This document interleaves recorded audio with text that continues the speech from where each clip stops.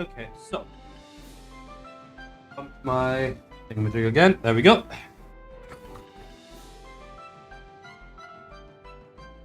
Okay, we're gonna focus on getting this last chapter of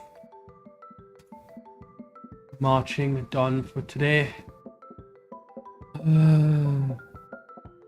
Let's see.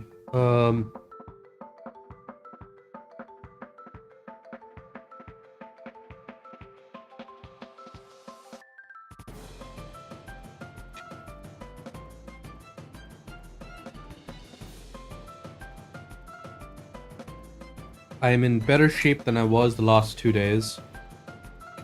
Let's start from the top.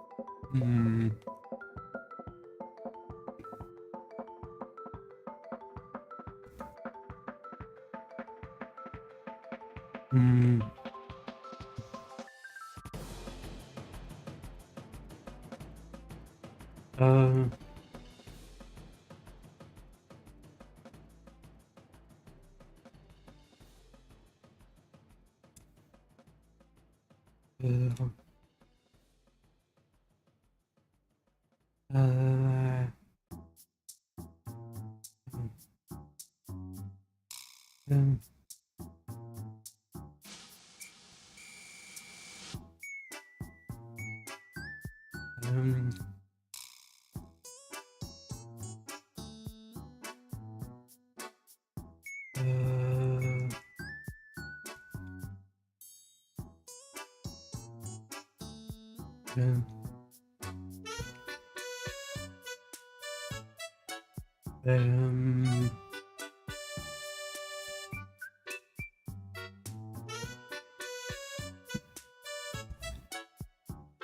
uh, um,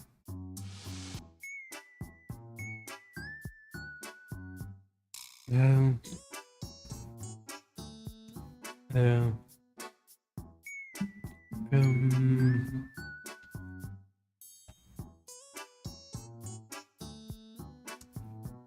um, um,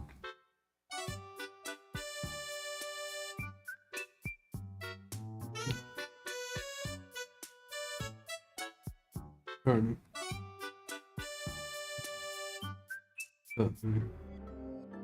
um,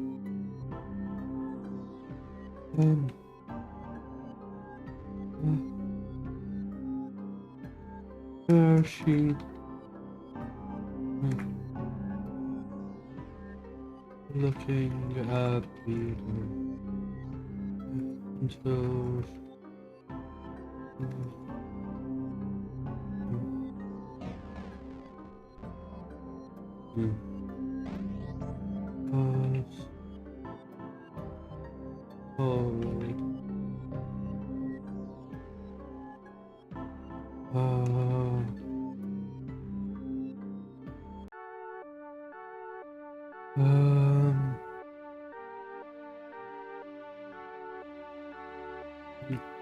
look, look, that goes this are um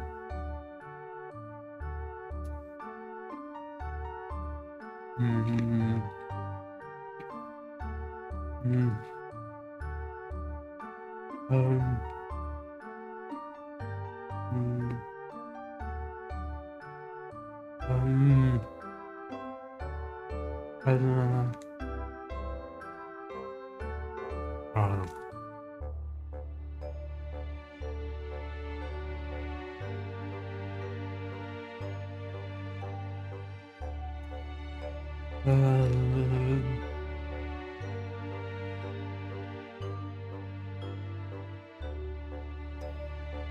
Uh,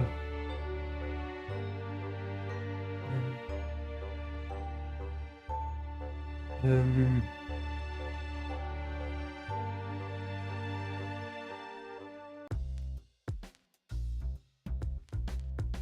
um,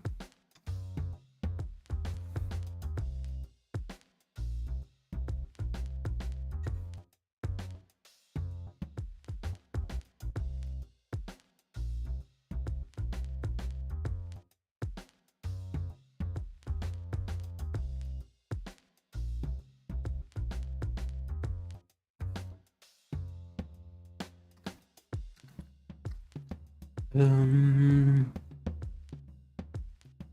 um,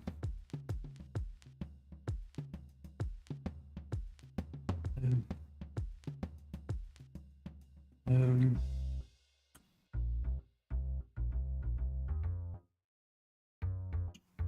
um,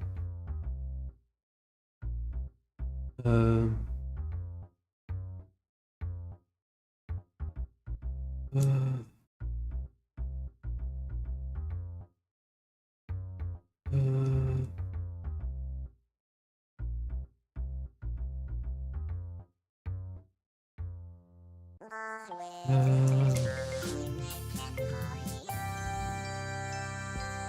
um,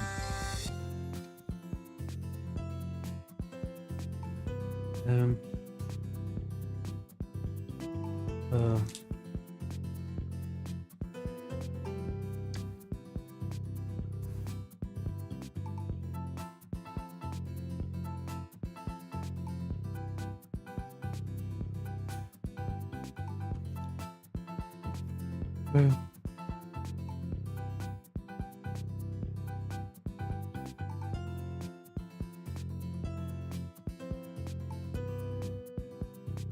mm,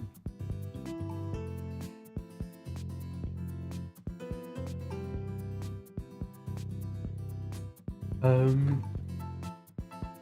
hold on.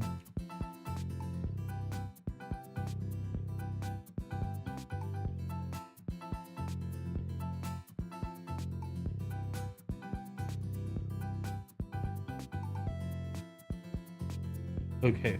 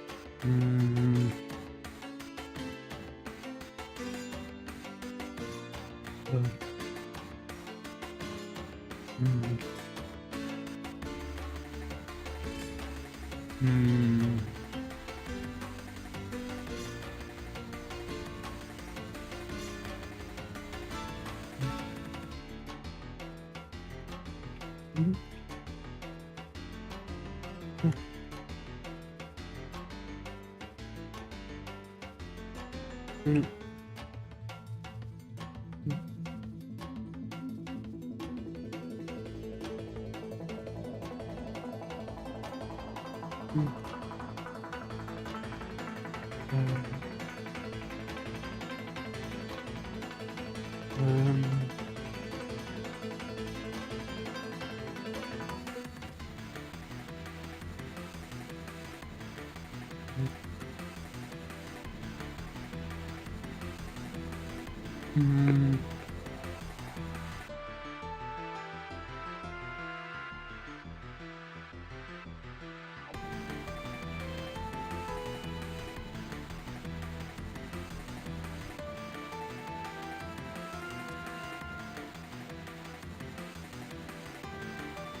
Hmm.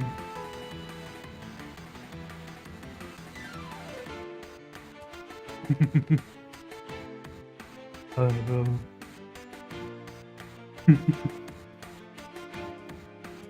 um.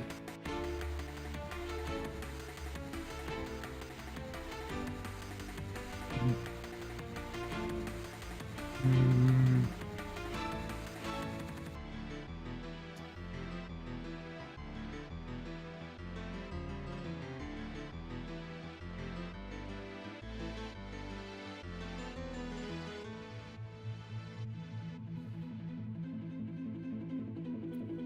mm,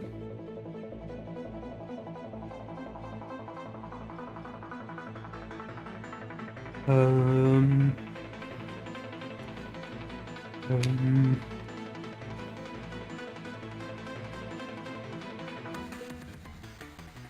um,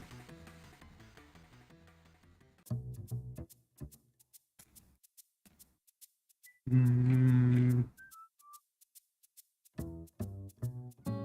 um, um, um,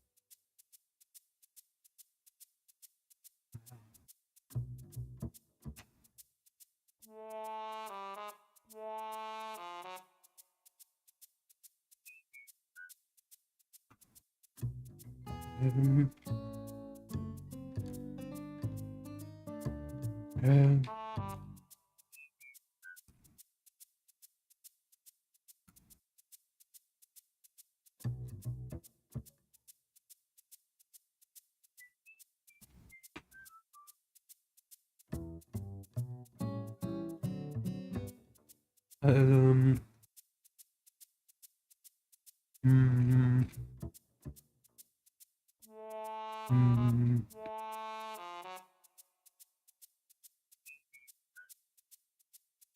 um,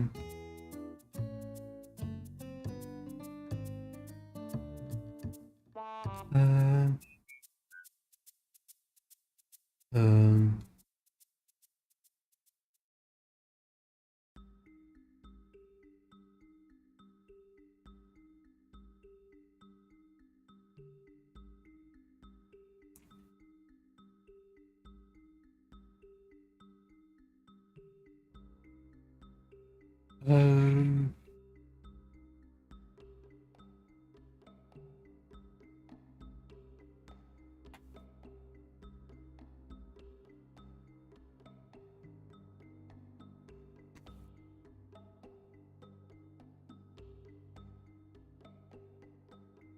um, um,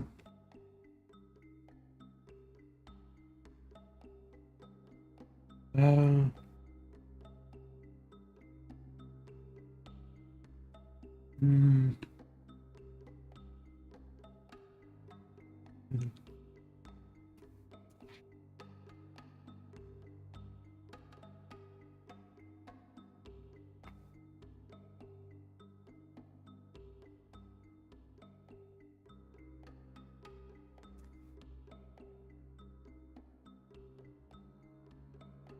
um,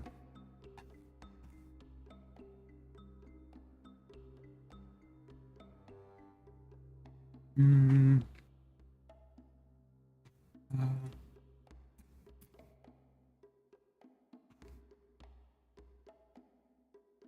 um, um,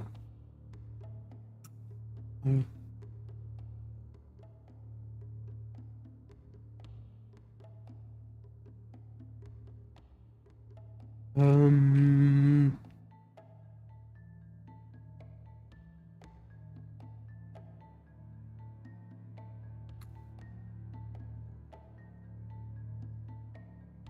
um,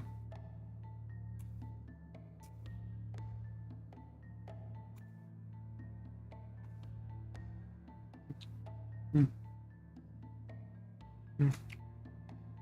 Any happy hack? Sim. Hum,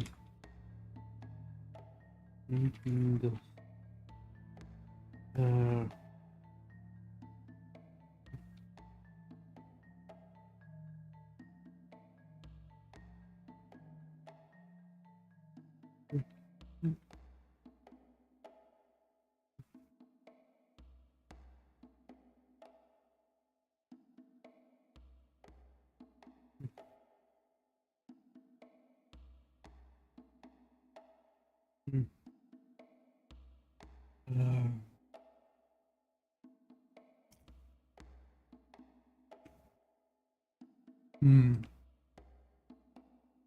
Um,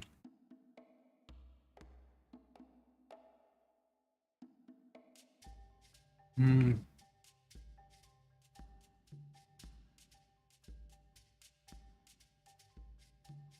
um,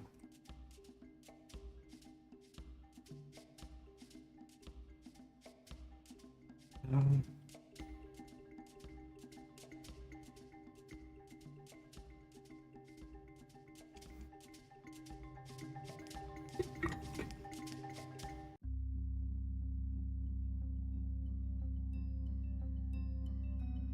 mm,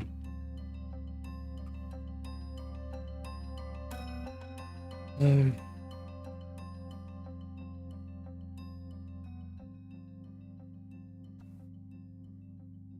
mm,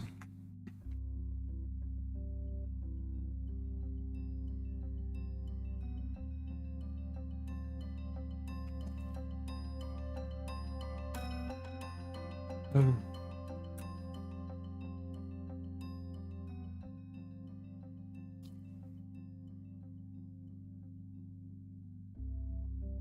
mm, mm,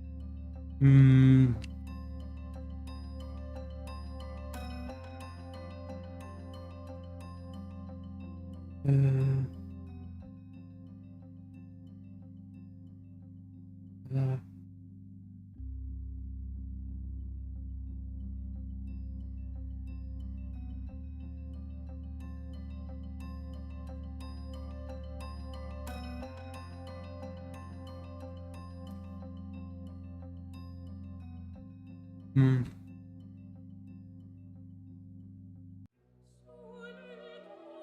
mm, mm,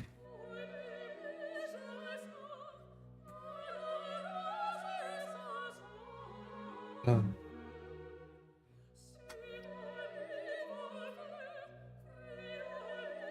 um,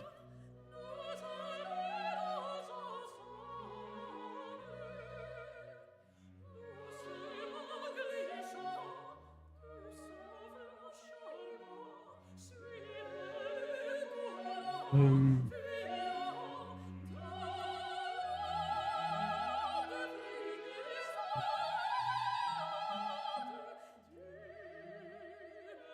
mm,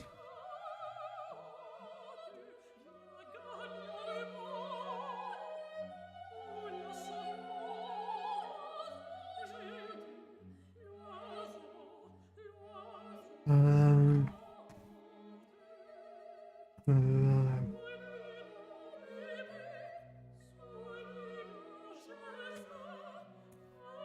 um, um,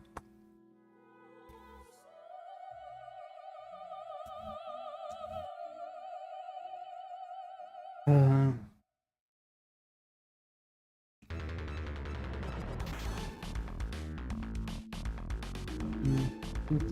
Take, uh,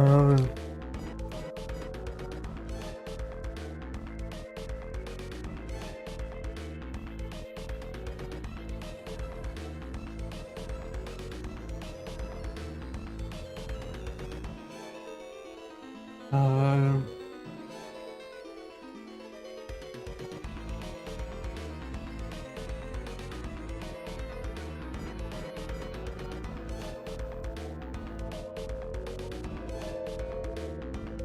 um, uh,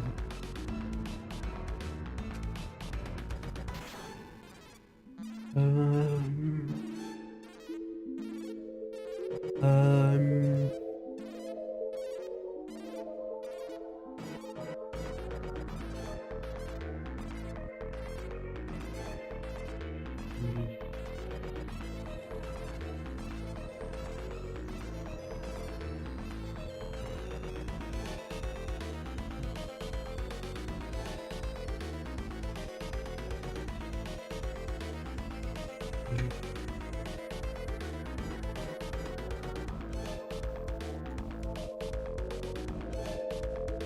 um,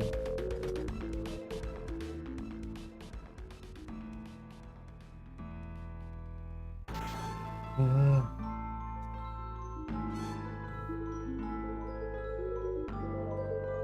mm, ah, okay. Um,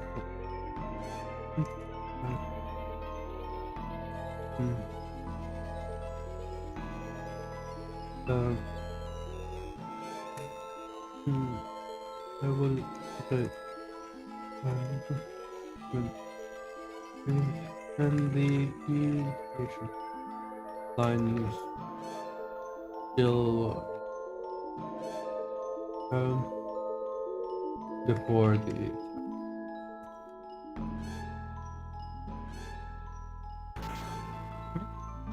things were still they were pretty good.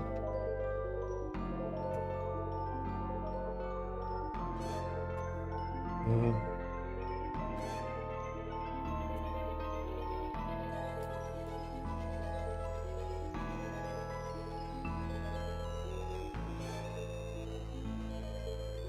mm, uh, um, um,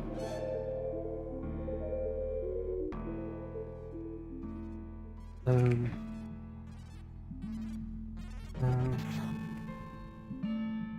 um, um,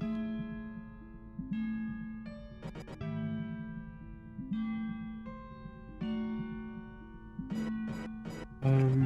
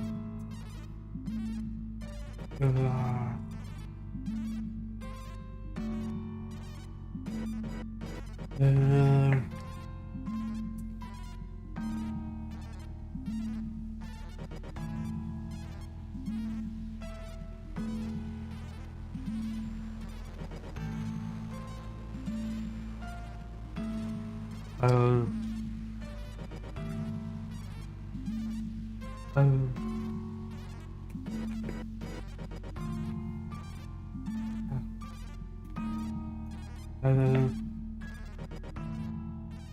uh,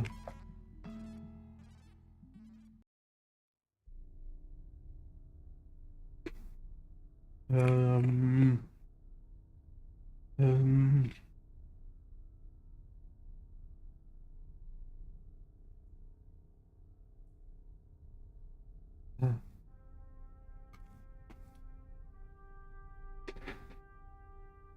um, um,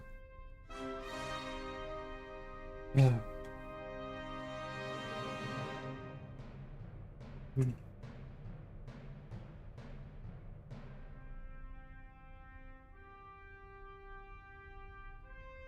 Uh,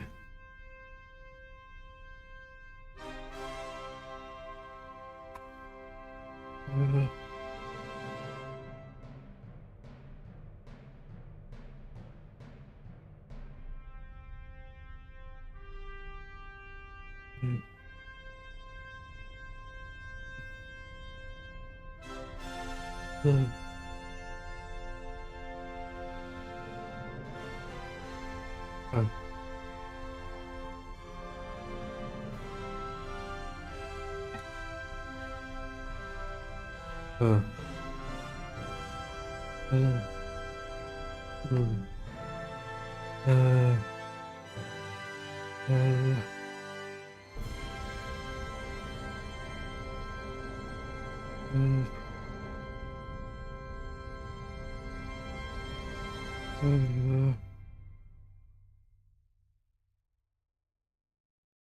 uh,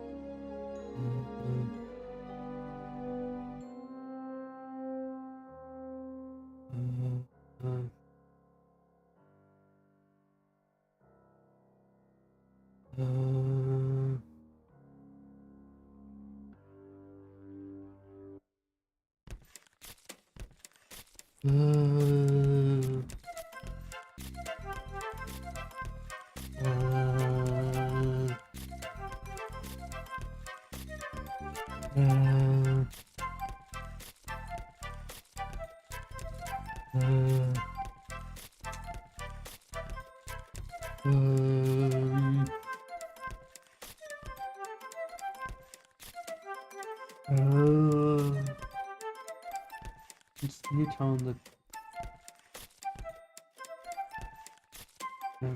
not until and from and it isn't to a couple days.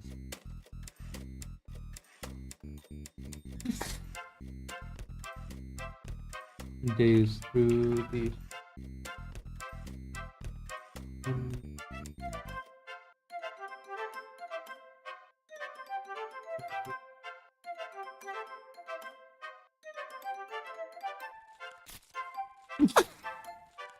as she fell to her knees of the other.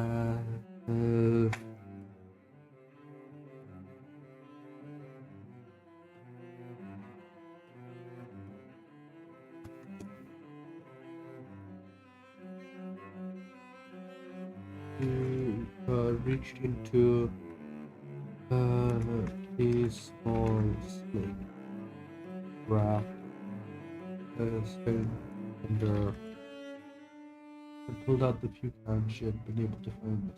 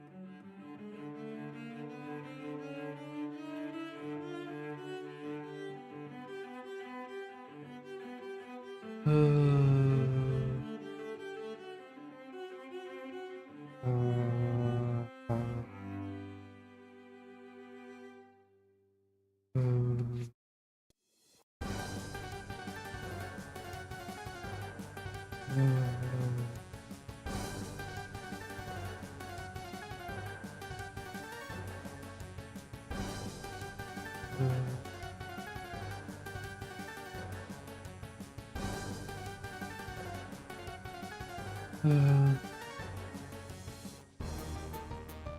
uh,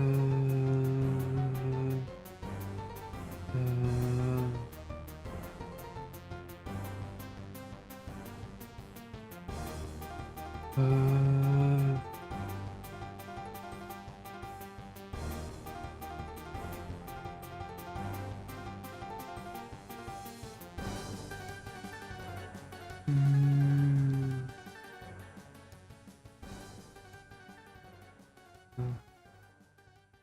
if you don't have a gun, then they send us out here to bring back the supplies.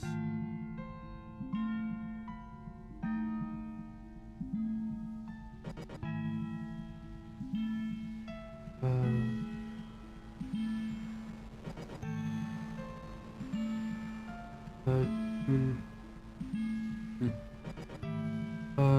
they've been rationing hard. It's, we might say we can barely get well meal.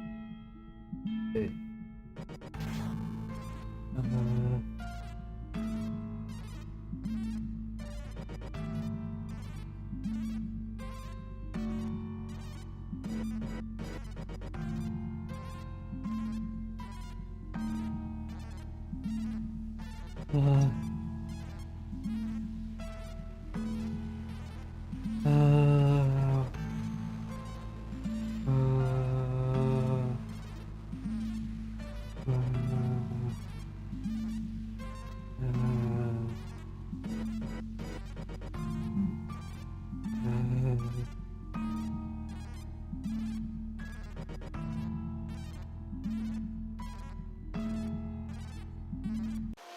mm,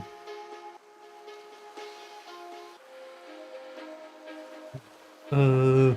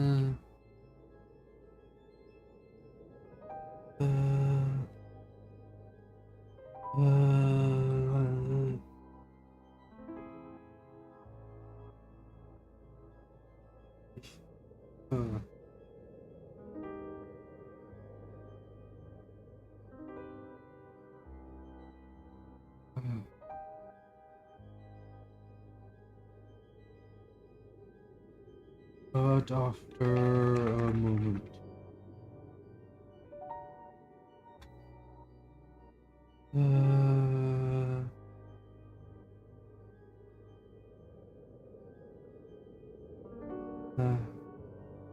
get to the train station on the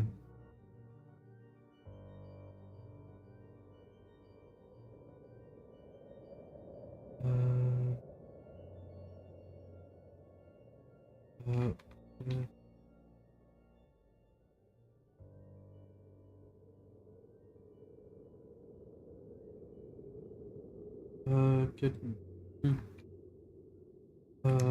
on that side the city.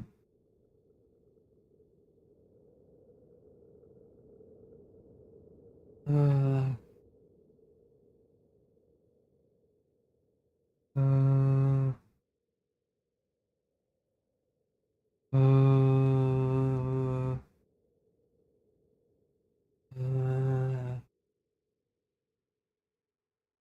uh,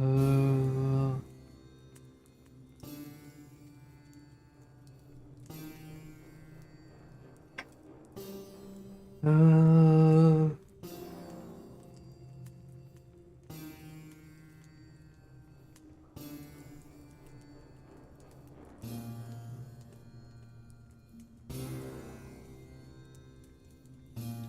Nutrient right there. So we should be able to follow them. So, so we should be able to find our there pretty easily. You have a choice. More water. We can hunt for, but water going to is a problem unless we want a fire.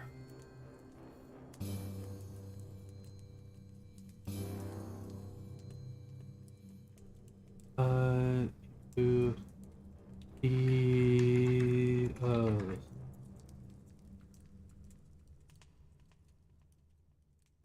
hanging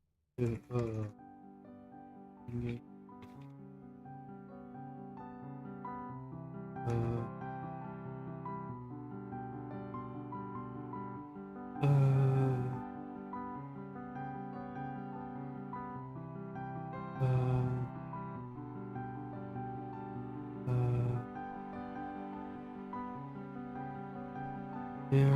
uh uh there's a ticket counter by the there's a ticket counter by the big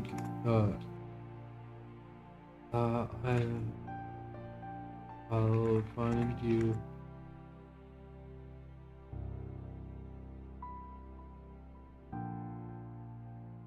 What strength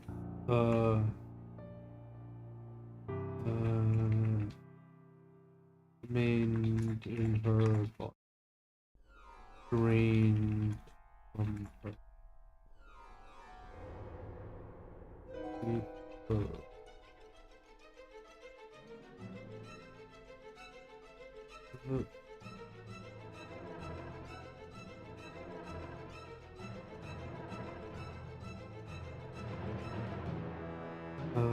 The sudden rush.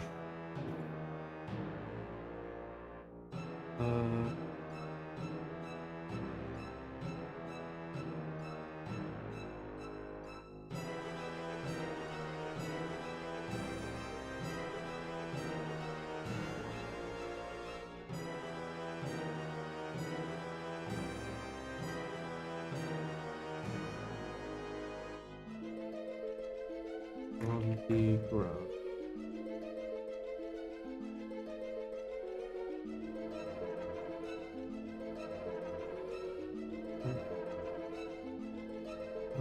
She was friendly.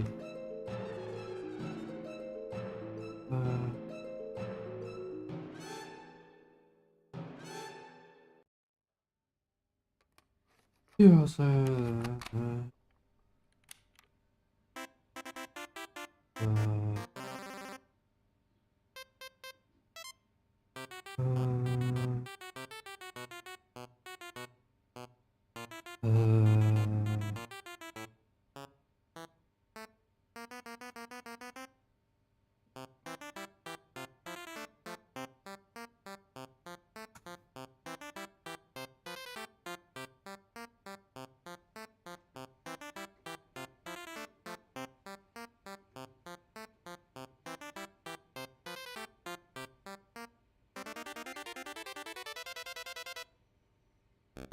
Hmm.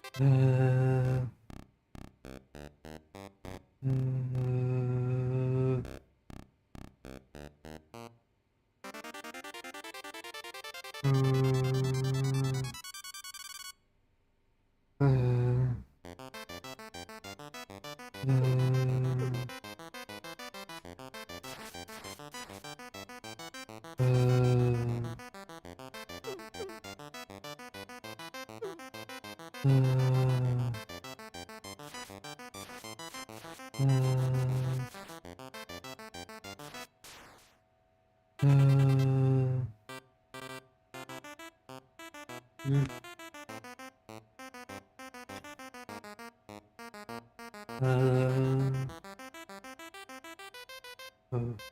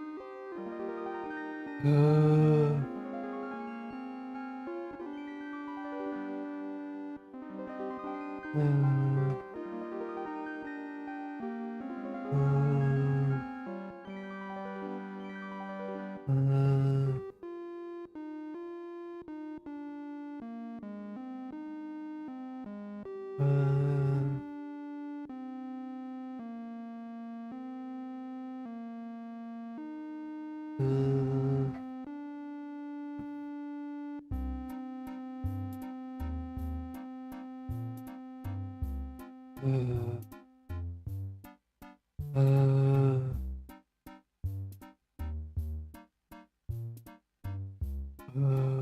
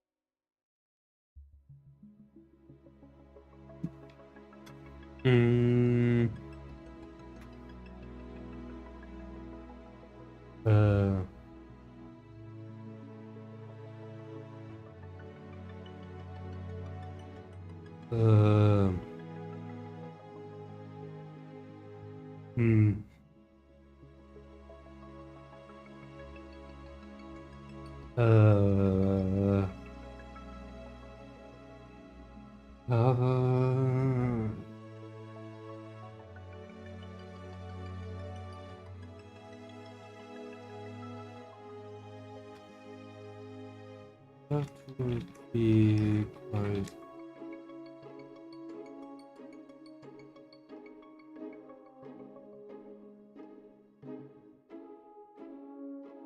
to do in that would be quite difficult to do in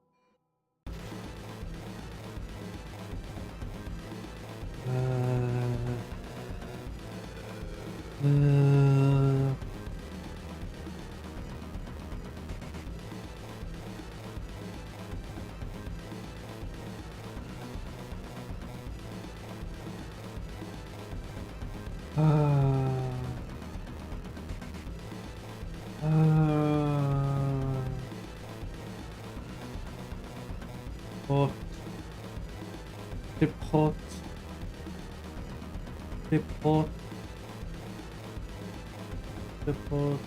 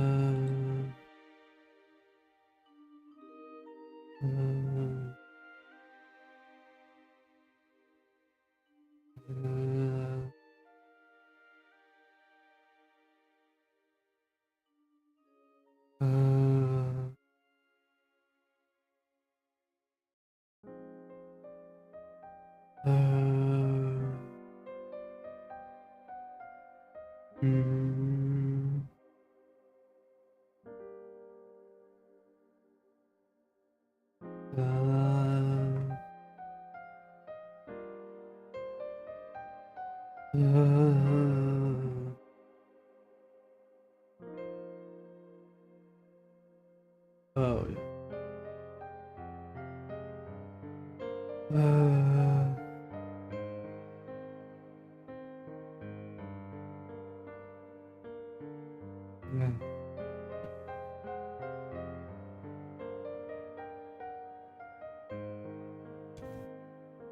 Yeah.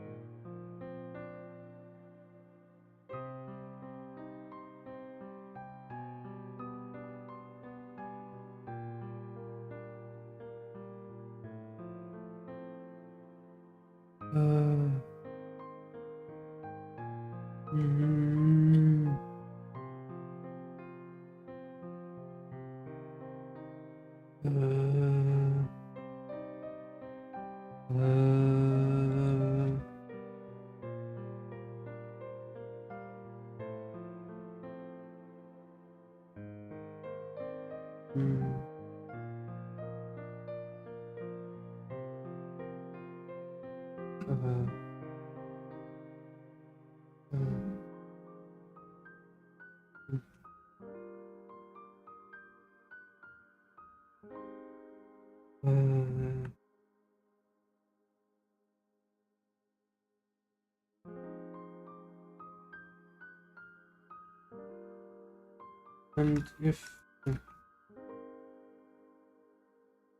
and if not steel, then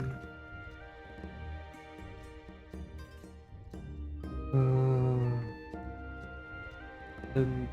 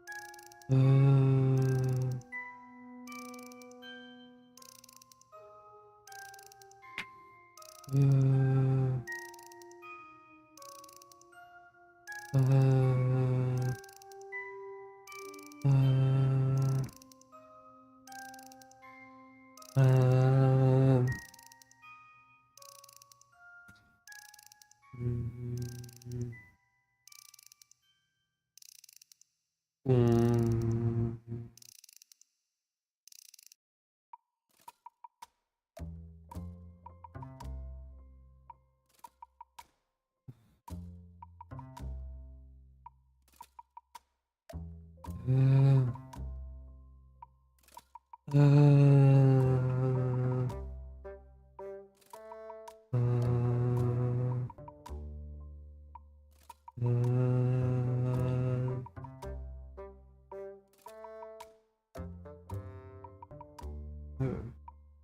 Contract as it dries, forming its top strength will attach vertically salts.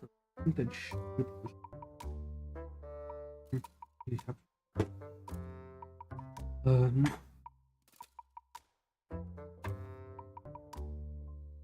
I want to know if it's possible for me to figure out how they work. So.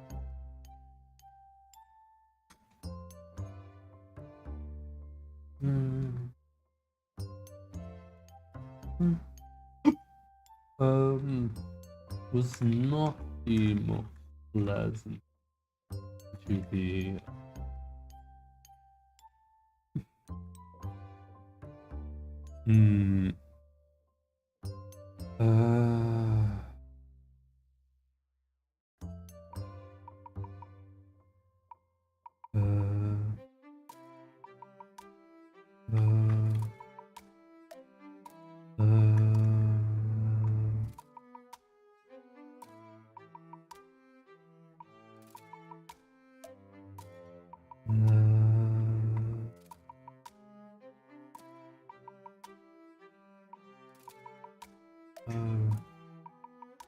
digital force.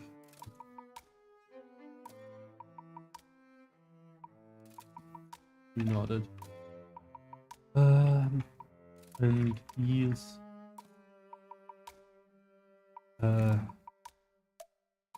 looks like they're it looks like they're here for now. We've sent a runner to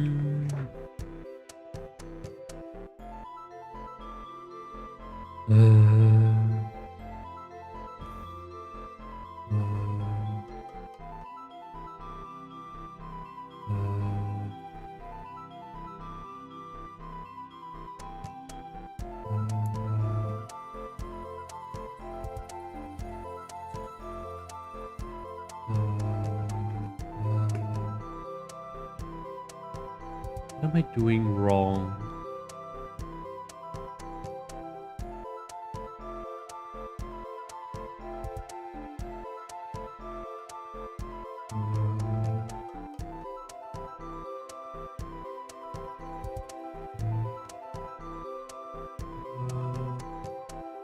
It looks like they've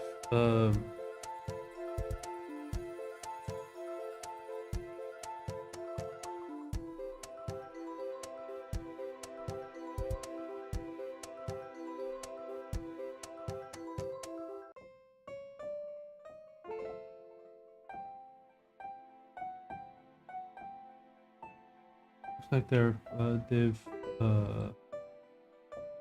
decided to focus their efforts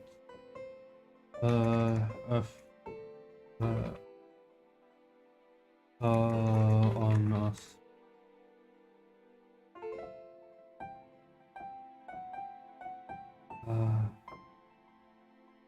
I'm guessing that I can't hope that it's just technical, right?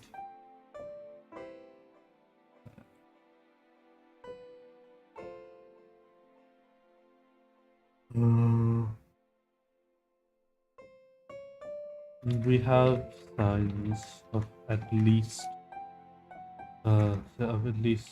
two locusts and uh,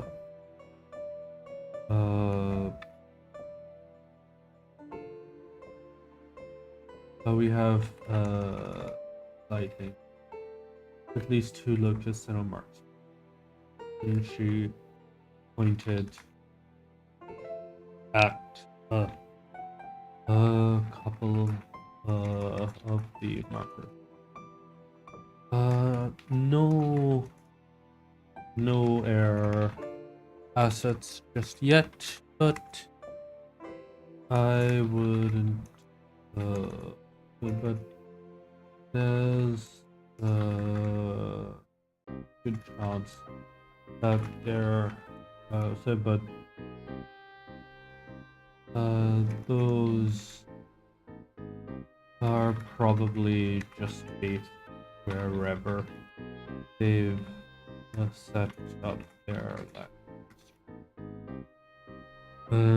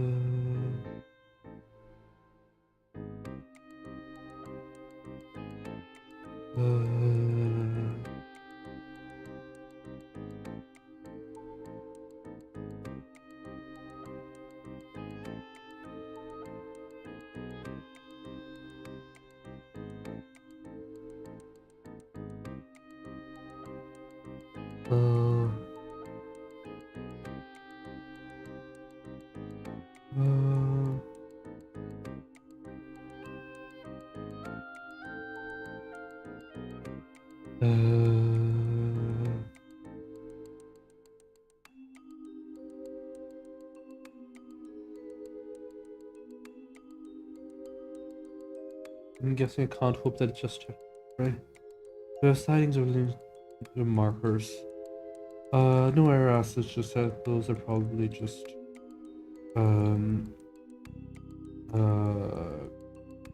set up wherever they've got their runs.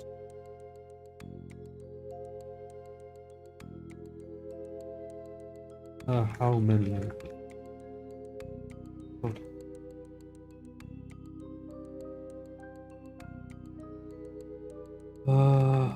Upwards of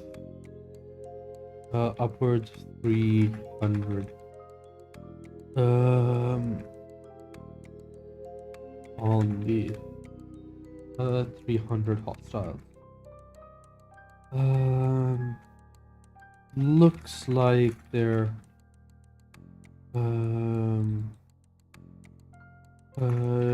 to the east. To the north of below. Right there.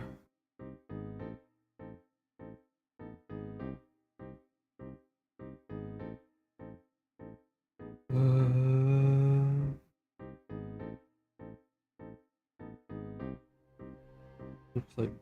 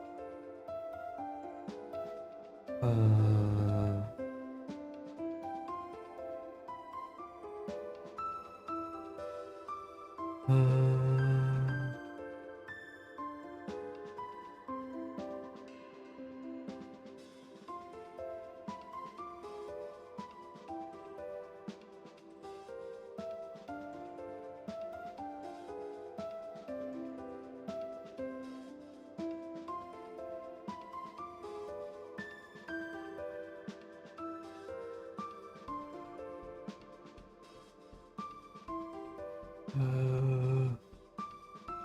uh, mm, mm,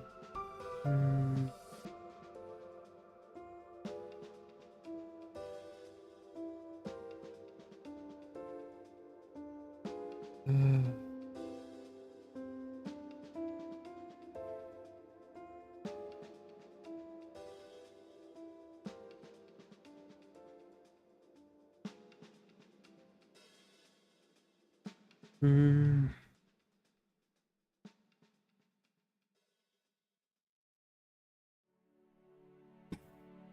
Um, Upwards of 300 hostiles. Looks like they're mostly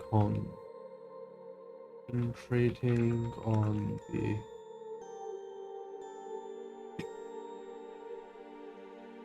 Sounds like they're hoping to do some damage to the bombs. Uh, on the way.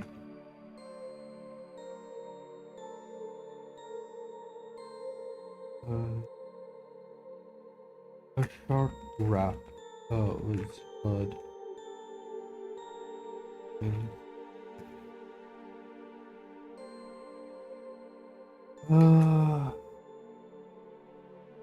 Struggling a little bit with this chapter. I kind of wrote myself. I kind of ran into an issue where, for the plot to work, I need to write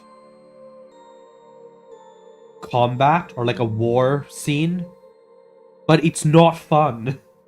Like, all the fun stuff happens after this, but it's all the boring, like, war and like conflict bullshit that I need to write, and it's all like so boring.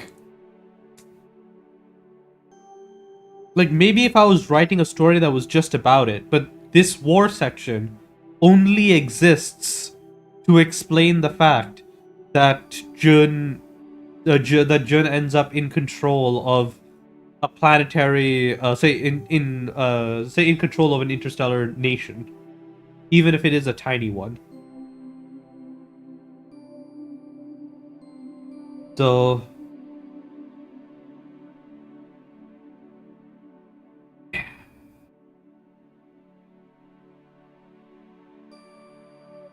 that's kind of what I'm doing. But Vit as a whole is like, so I think I've mentioned it to you before, right? Where there's this whole timeline where um the two periphery nations that Jun became involved in, that is uh the Lothian League and the Illyrian Palatinate, they're being attacked. Say, because Vit set up there and is drastically raising their economic profile. Because of that, and because these nations are developing pretty quickly, their two neighbors, who are both major pirate nations, the Circinius Federation and the Marian, whatever the fuck they're called.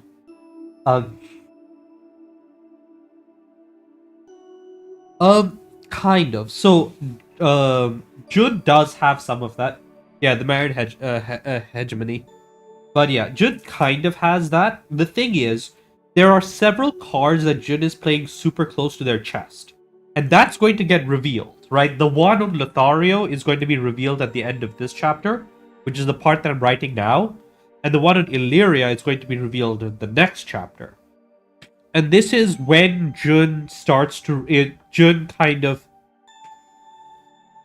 admits that they trust at least the upper echelons of Vit, and stops caring and gives themselves the permission to care a little less about being super secretive, right?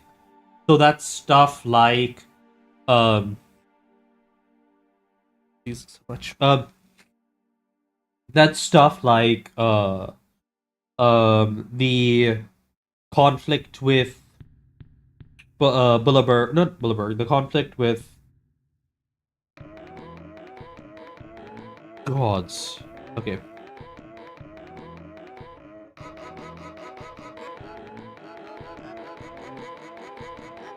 Yeah, so, the point is that, this is, so the big thing is on Lothario, Jun trusted a couple of people from, Melpomene who work for Muse Metals with the secret codes to unlock basically the Doomsday cache in their lab.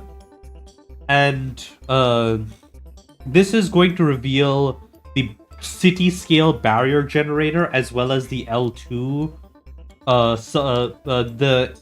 the L2 like reservoir that's been building up in their lab for the last 4 years, which means that things are going to change very quickly. Yeah, so that's kind of the thing that I'm working on now, which is the reveal of the barrier generator and the L2 stuff. And then there's going to be the on Illyria, Jun is the one with the keys to everything. And one of the big things is they've got the XSO1, which is their modified saber, which has been modified with their custom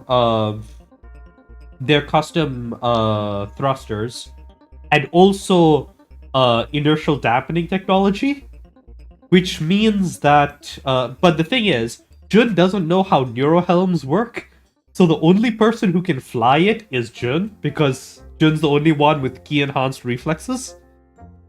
So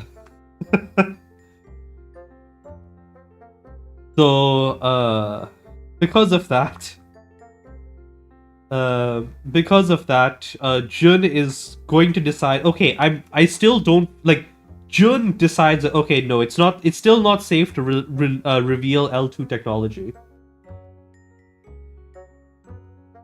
Yeah, so that's going to be the next chapter, right? So this chapter is going to be where's Muse Metals? Is going to be Hero. Not Hero, it is Subhan, that's right. Subhan. Right? Subhan is going to basically decide, okay, like Subhan's going to show up in literally a few minutes. Say like this is Subhan showing up, and Subhan is going to be saying, just heard about the upcoming invasion. Yeah, I think that I can't. I think that it's time, and we're going to get the reveal of Jun's recorded message for Vit, basically saying, "Hey, so my lab has an emergency self-destruct, and well, I'd rather not blow you guys up, so I guess you can have all of the tech that's in here that would normally get destroyed, and as long as it doesn't leak, I'm trusting you to make sure this doesn't leak, basically." And it's going to be like a list of the refined version of their laser enhancement technology using L2, the controls for the barrier generators that have been built into the L2 towers, as well as the as well as the flash units, which is their Higgs-based laser redirection technology. And that basically solves every single problem with the ALAT by making them into, you know how electron guns can redirect electrons in flight?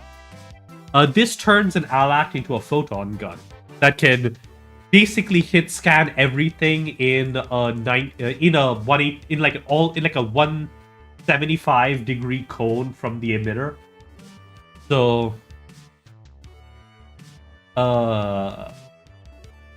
yeah. Bulleberg is going to... Yeah, so both Arvel and Subhan are going to be kind of irritated at Jun for hiding this, but both of them are like after after the fight where they use this stuff, they immediately realize why Jun was hiding it. Because they're going to see stuff like the Alats, like literally one-shotting every single ASF that gets close by, and like carving holes in the landscape, and they're like, oh, okay, nope. This being a secret was a good thing. So,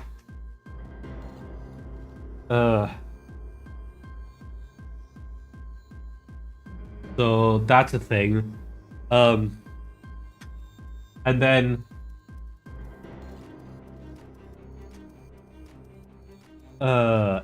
on Illyria, things are going to get basically there's going to be a massive assault on Illyria, and Jun is going to kind of reveal that they're physically enhanced by dodging out of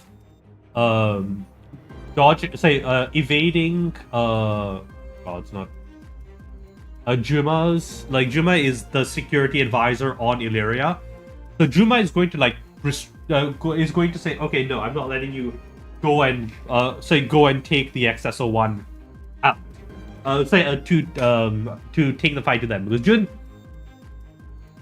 Jun doesn't think that it's worth revealing the L2 technology yet, because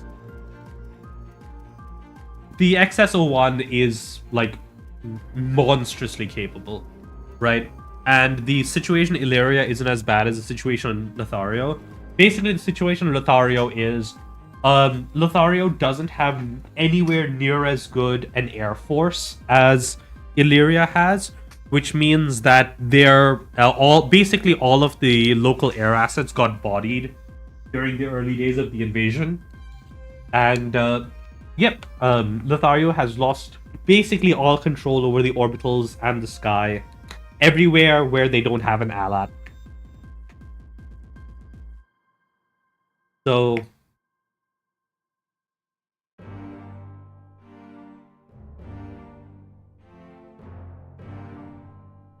yeah. By the way, so Jun just rolled the weak force, by the way, and this is monstrous because you know what one of the most pure uses for the weak force is? Like, if you could control it, you know what one of the best uses for it would be? I mean, kind of, but there are two really interesting things, right?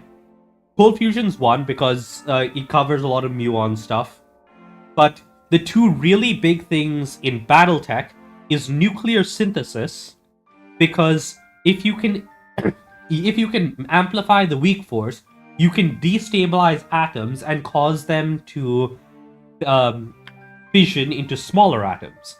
And germanium is a fairly small atom when you really look it up, right? If you look at this periodic table, look at germanium and look at lead.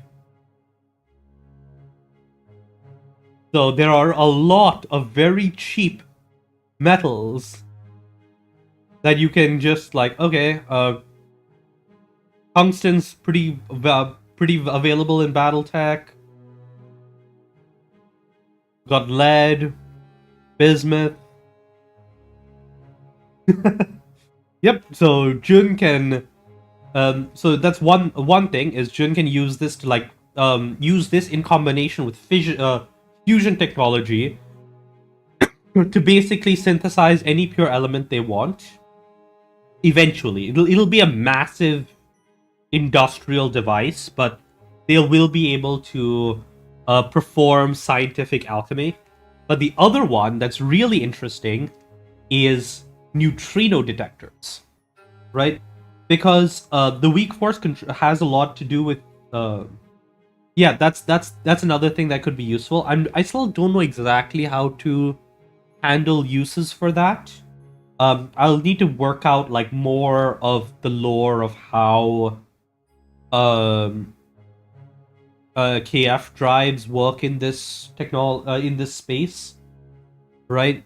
Because there's like some weirdness in how they operate and yada yada yada yada. So,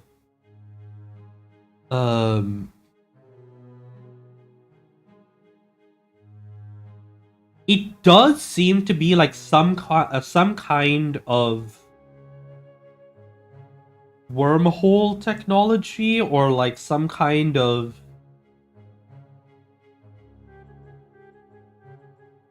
it's really weird, right? Um because from the outside, BattleTech ships are known to take time, like 5 minutes or so to make the trip, even if internally they don't experience any time. And then there is the like this whole bunch of other things. Um, but yeah, the other thing is neutrino detectors, and that is really important in BattleTech because in BattleTech, neutrino detectors are known to be one of the best sensor systems available to humanity because they are very good at picking up on any sort of fusion engine, right? Like the neutrino detectors on Earth are supposed to be able to read the serial number off of the uh off of the fusion engines of a warship at the jump point. So that's going to be interesting.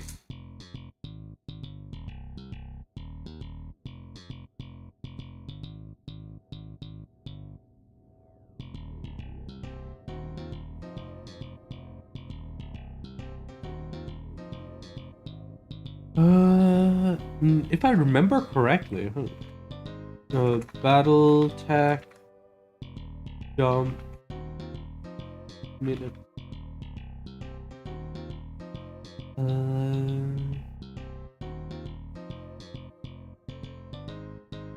Okay, here, let's see.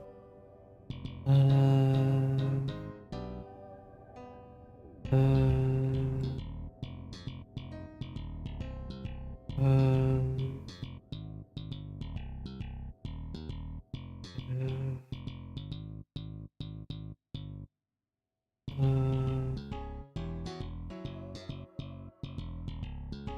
the jump seems instantaneous, but can actually take several minutes.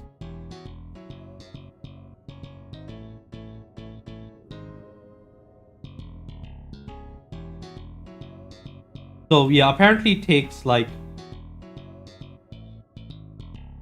some up to up to 5 minutes, up to 5 to 6 minutes.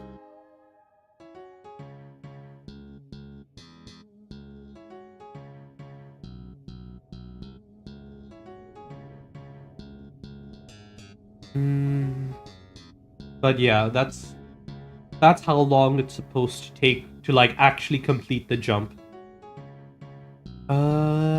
And yeah, so it's just that the people on the jump ship don't experience any time passing during the jump.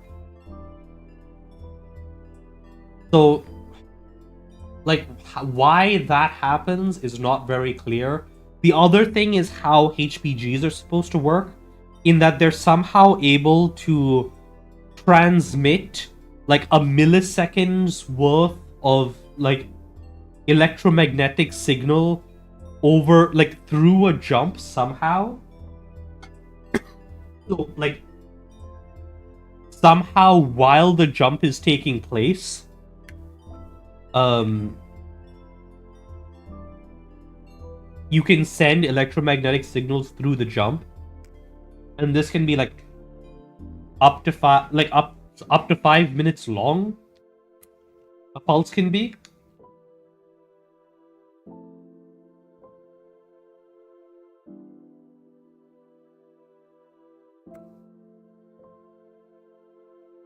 But that's the thing. In the HPG thing, they very specifically say there is no other space. You're just teleporting the thing directly from one endpoint to the other.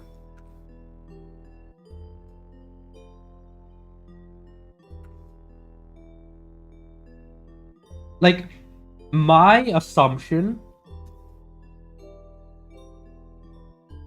like, one of the things I've been kind of playing around with is the idea that what the jump ship does is it basically, like, it does like a higher dimension. So it does like a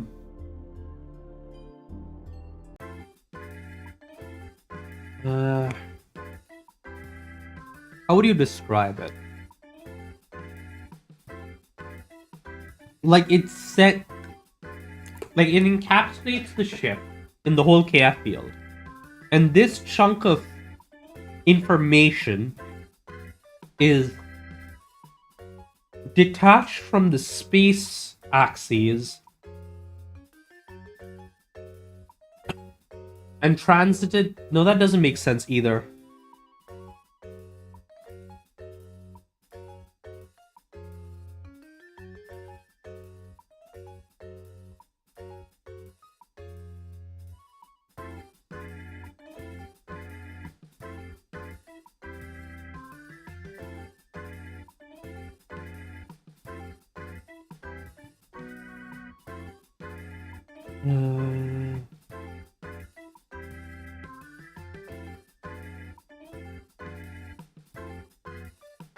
And there's like some weird shit with gravity. So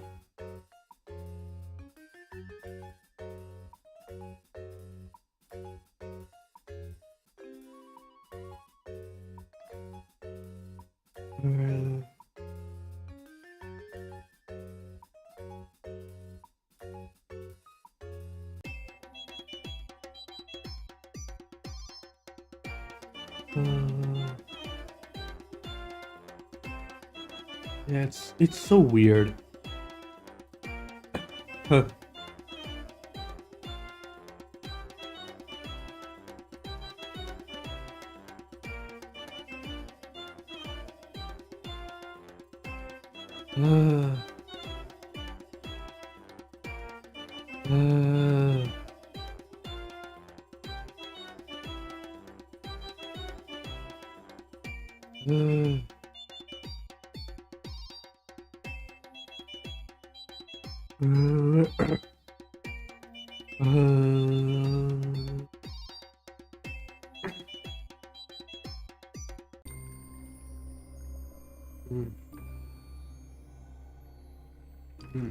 Barbell.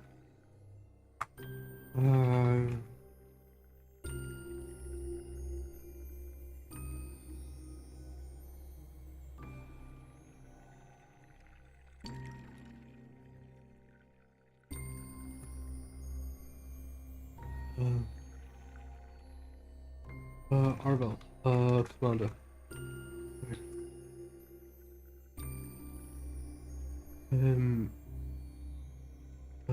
Subhan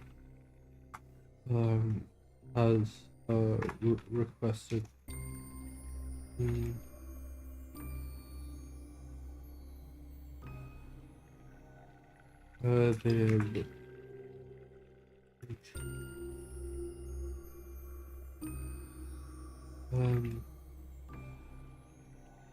walking they noted as they made way to the door.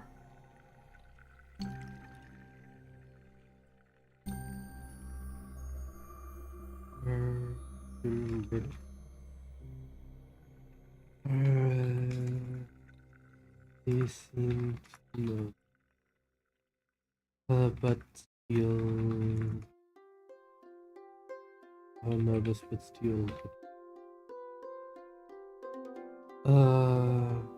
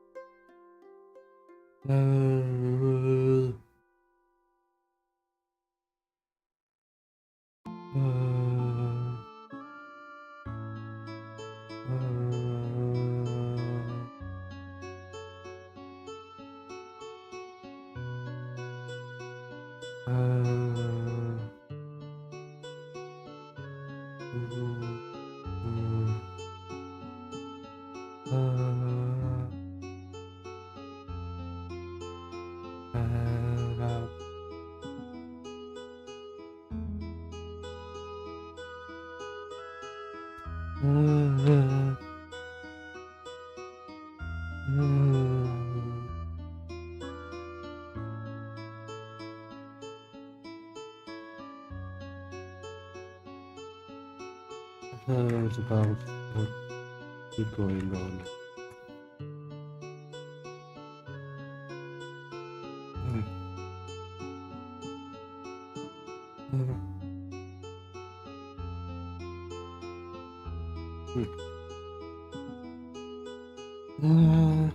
Amy,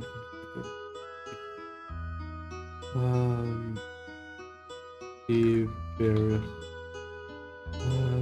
now abandoned.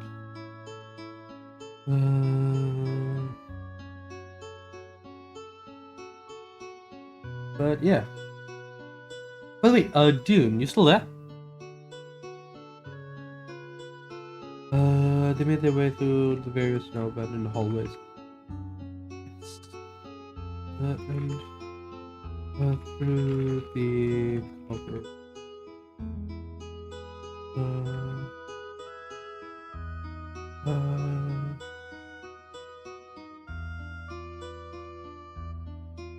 Okay.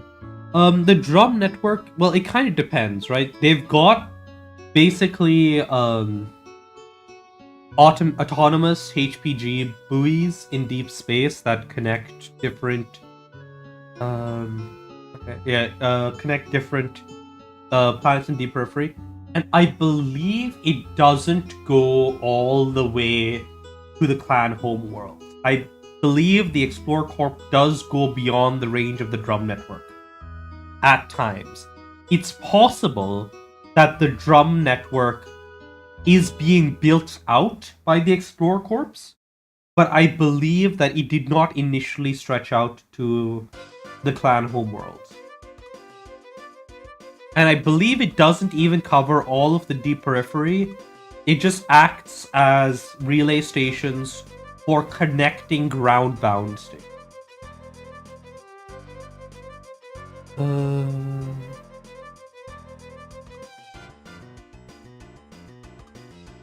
But yeah, the thing I want to ask you about is with the plans, how is going to go about, say, some of the plans I had going past this, right? So Jun is going to deploy in the XSO1. They're going to be like a massive massive thing in the thing, but anyways, point is, past all of that, once we start, let's say once Illyria and Lothario are freed, we're going to start, and once all of that's over, I'm thinking about the long-term economic expansion of the Victus Coalition, and basically what I was thinking is, do you think Jun do you think it makes sense for Jun to just like go all in on education for the first 20-ish years, right? And like just focuses on getting all the foundation ready where they do like farming and education and like industrial output and all of that stuff to like build out a nation that will eventually become stable but isn't yet. And it's like they kind of this A kind of avoids, so it kind of messes up Comstar's plans by basically making it so that even if Comstar tries to start shit, there are literally millions of targets and they would have to like fuck up like dozens of worlds of like now highly educated people in order to do that. But B, it also doesn't make them super overpowered for the clan era or like the Fourth Succession War era, because by 3025, we will only have seen the first generation of like engineers and scientists from Jun's educational reforms start to be a thing, which means that Jun is what do you call it? Where so that Jun is in the latter half of their build-up, but they're still in their build-up and therefore still kind of limited in how much they can respond, right? Do you think that makes sense as like a moderating factor on all of this build-up?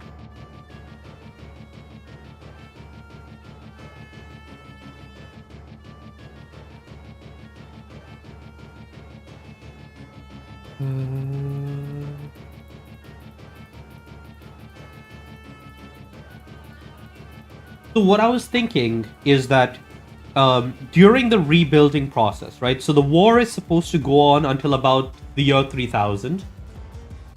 That's roughly that year 3000 is when the war ends, right? It's when the Circinius capital falls, and that's when Alpharad falls, right?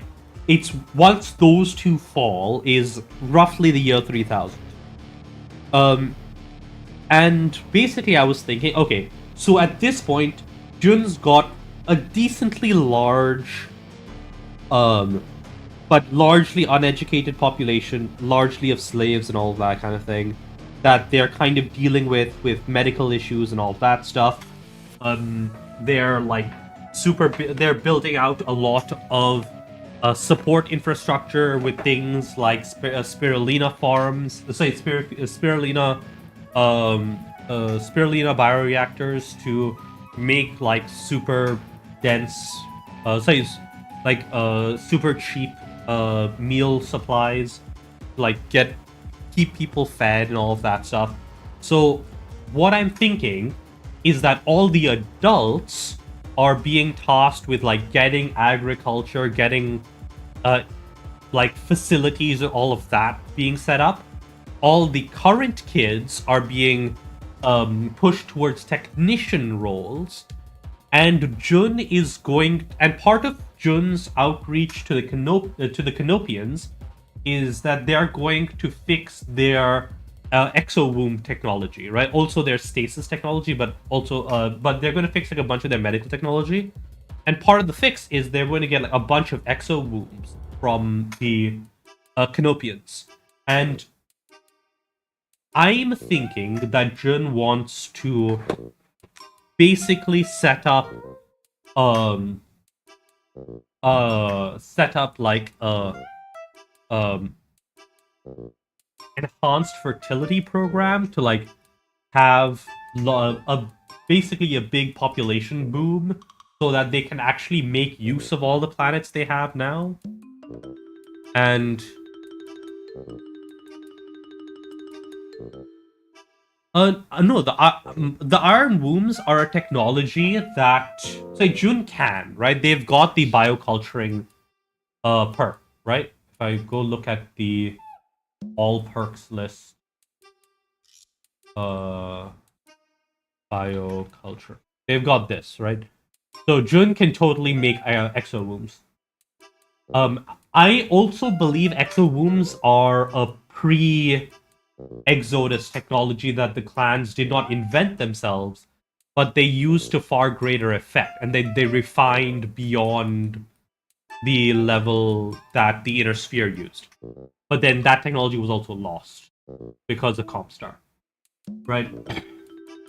So in that sense, basically, I was thinking that hey, Jun is going to focus on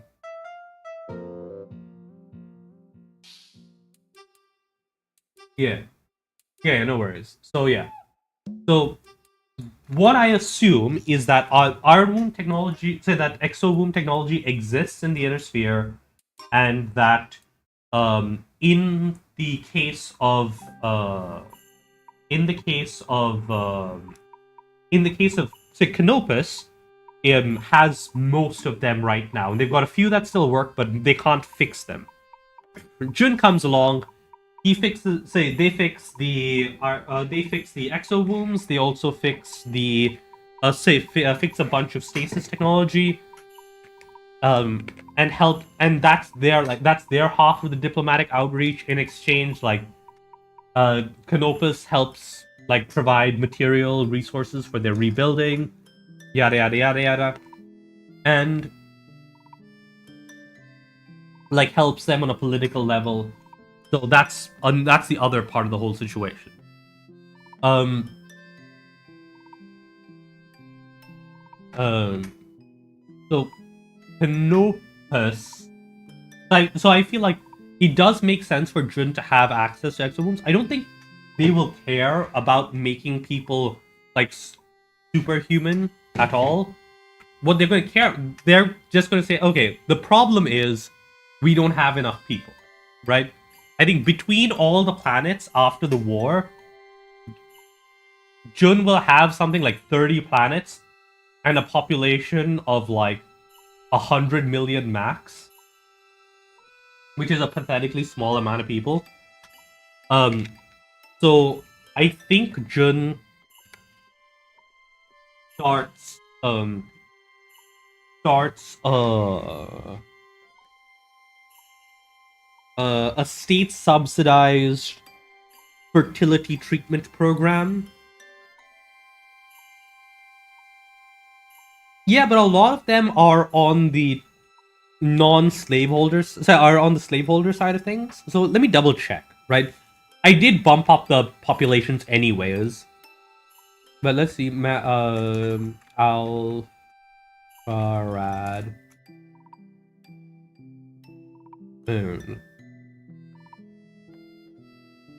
Alfard. Whatever. Alfard, yada yada yada. Population. Oh, they have a lot.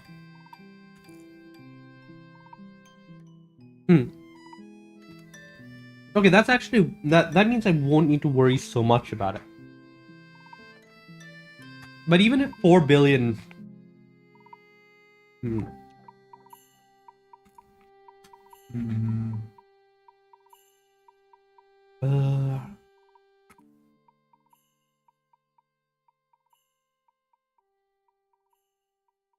no information. No information.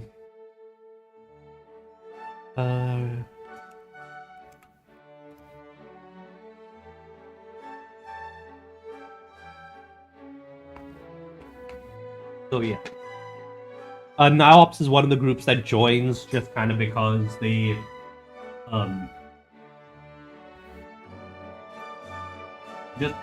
they don't have a any other option really. Right? They're hit pretty badly by the they're yeah. So so at least in my setting they would probably say in my in like with the changes I've made they'd probably have about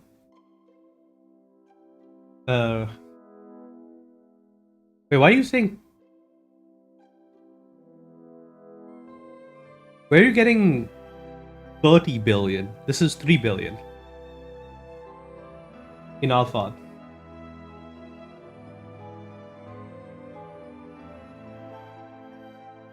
Ah, okay.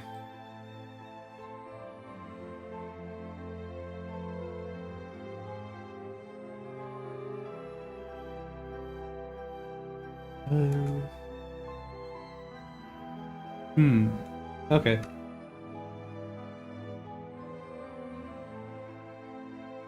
Yeah. I mean, like, if we look up... I mean, it's probably like a Roman style thing, right?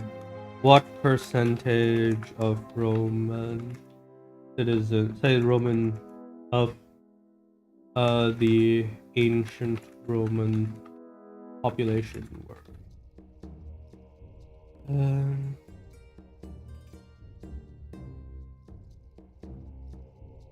uh,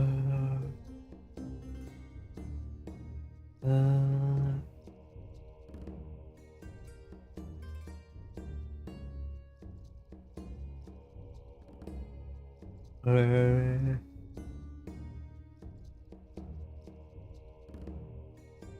um,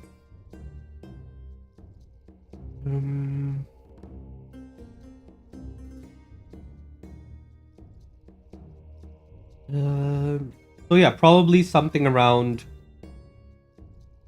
20 billion people are slaves in the Marin hegemony. And if I look at the Circinius Federation,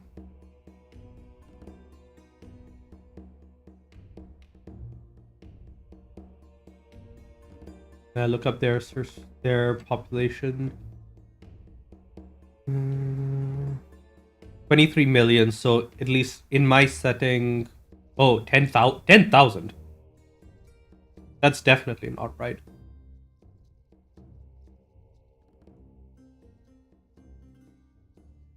But yeah.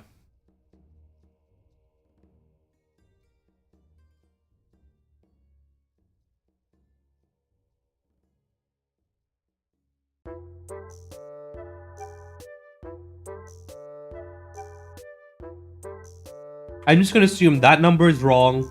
That's closer, and most of those are slaves. Right?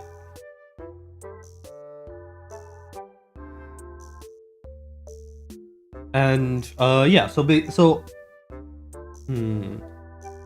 I think having the population boom as a result of government-sponsored fertility treatment still makes sense. It just doesn't have to be as exaggerated as it was before.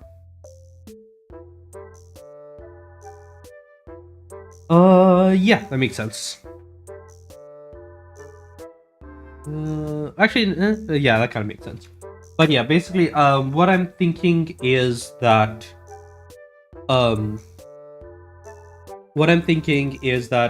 the government-sponsored fertility treatment still makes sense, and Jun still does the exo-wombs, but Jun is using the exo-wombs in a very different way, right? Like, they're focusing on having a massive population boom, and they're going to be like doing all the logistics for childcare and everything to try and set things up so that they will have enough people that each of the four like the three main would Jun they would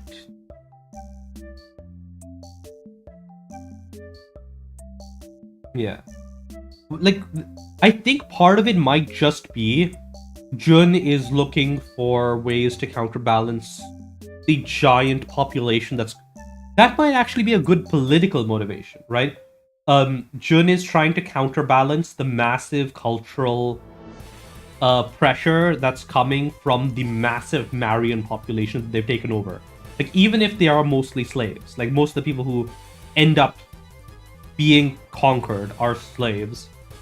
I think the Marians, as they are right now, have a larger population than the three other major players combined. So, like, even if we include Diops in there, yeah, it's definitely that. So, Jun is setting it up. Jun is selling it on the level of, hey, we are going to do this to like bump up the populations of Lothario and Illyria and say Lothario, Illyria, and Niops so that we can have a larger population block to offset the Marians. But Jun is also looking to have just more people to actually effectively utilize the resources in those different systems.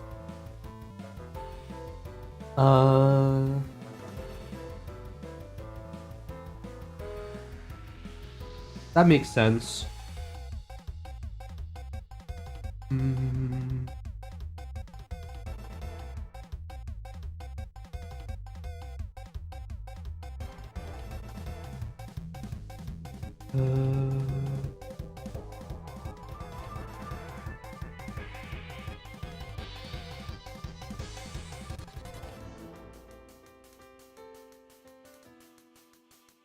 No, because Jun takes over like 4 nations during the course of this war, right? Jun personally becomes like one of the leaders on Illyria, which is because they're fighting on their use of the XS-01 to protect the Noclads and also like actually win the contested orbitals over Oumuamua. He gives them a lot of personal political control, political command, political power in Illyria. And then once they return to Lothario, Bullaburg is basically the largest city that hasn't been absolutely ravaged by the war because they have significantly better allied coverage, and also by this point the barrier generator is on and they're fielding L2 weapons that can like absolutely mulch all of the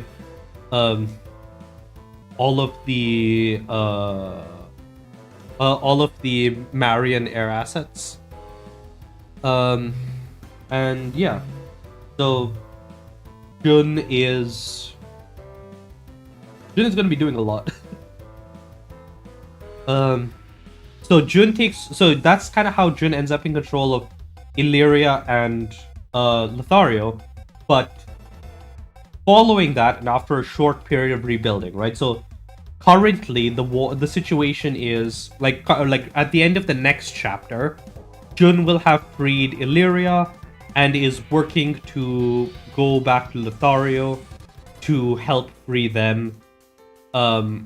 Once they have control over both of those, they're basically going to end up in the situation of having to take on the Marian hegemony and their Circinians to like get the help they need for rebuilding, because Jun cares more about the rebuilding at this point. And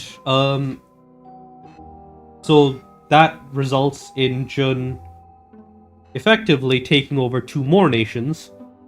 During this whole process, the Marians try and take over Niops because it's on the way there, and they're currently being trashed by Jun's forces.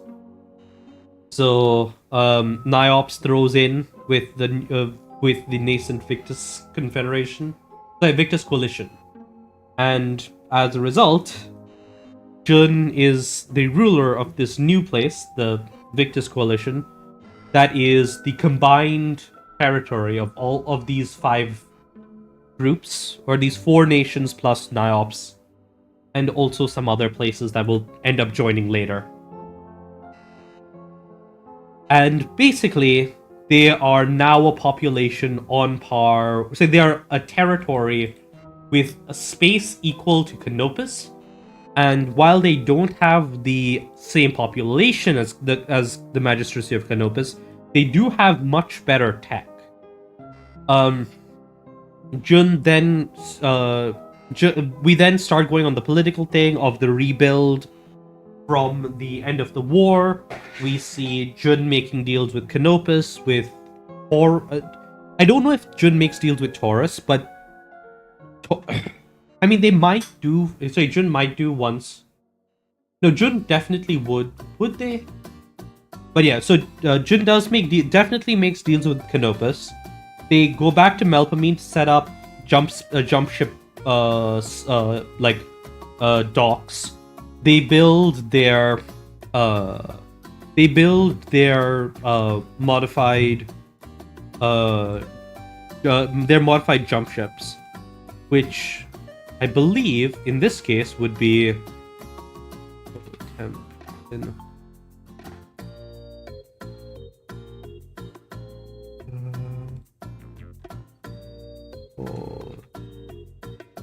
Potemkin. So yeah. No, because they still don't know how to do it, but they will by the time they go back to Melpomene, I think. But Jun will modify the design for this with its friggin' 25 dropship capacity into the Victory class, the Victory class logistics vessel, right?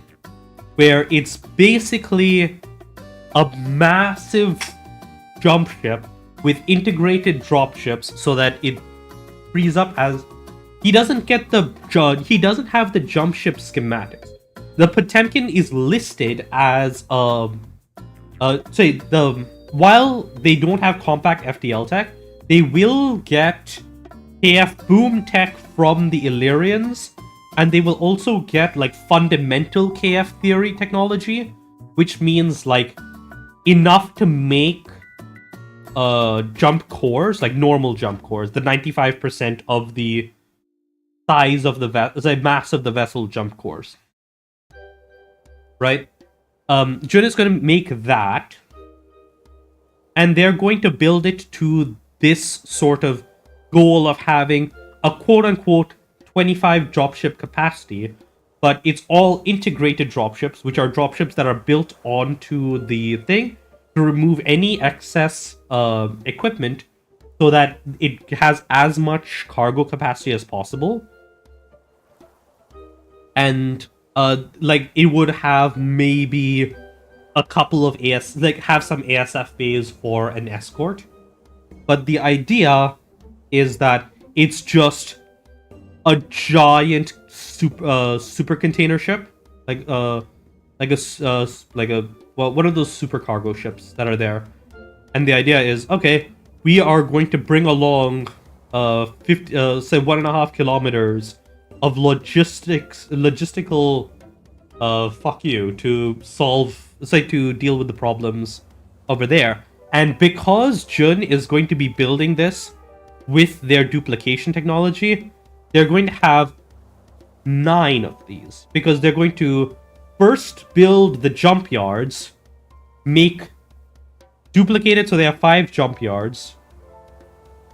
Then they're going to work on one of the Victory class logistics ships, duplicate that to 5, while the other 4 are being built by other people.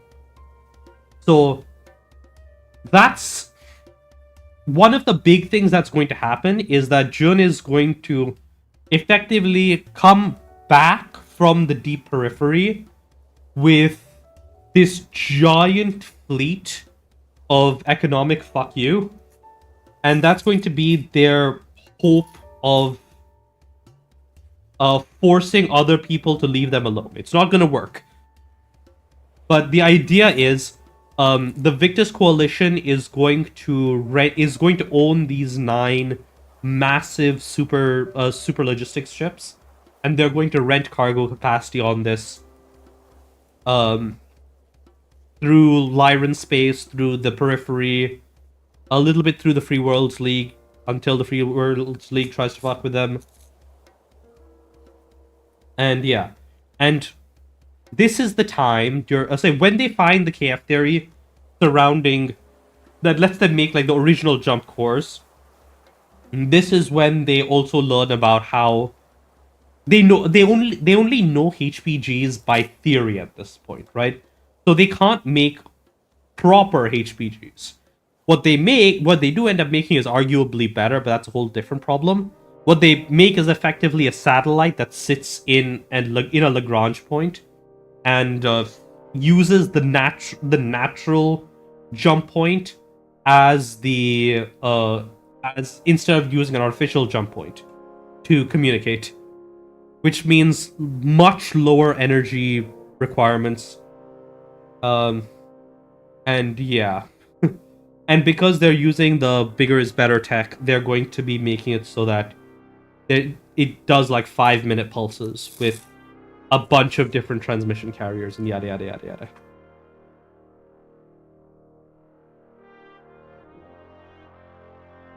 So, um,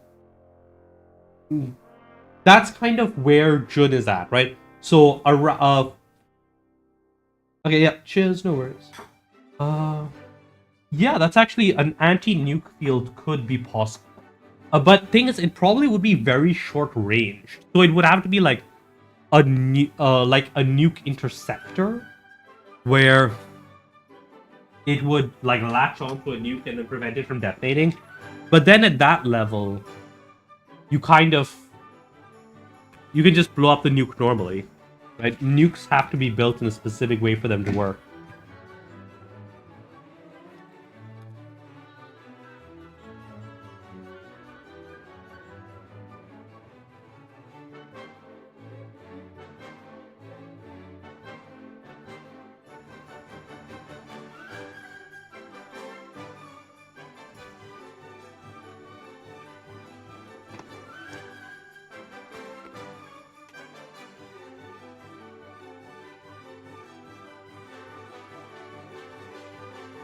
Hmm.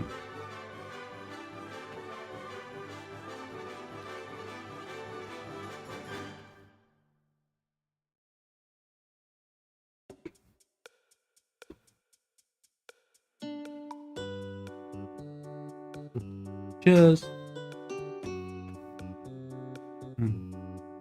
Hope cleaning goes well.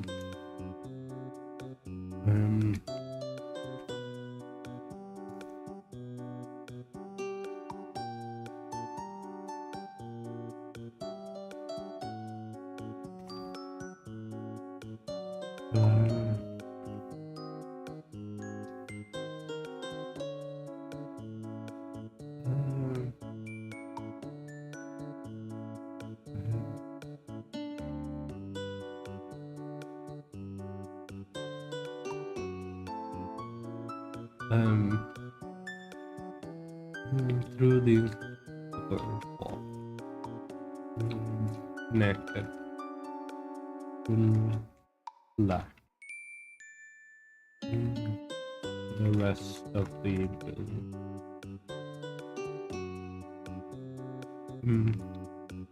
As they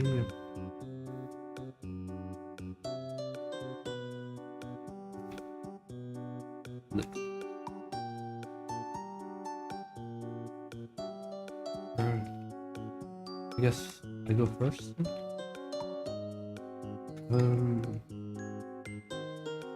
Upon feed in his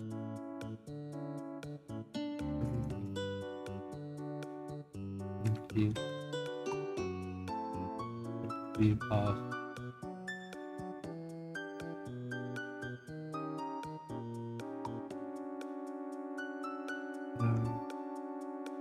They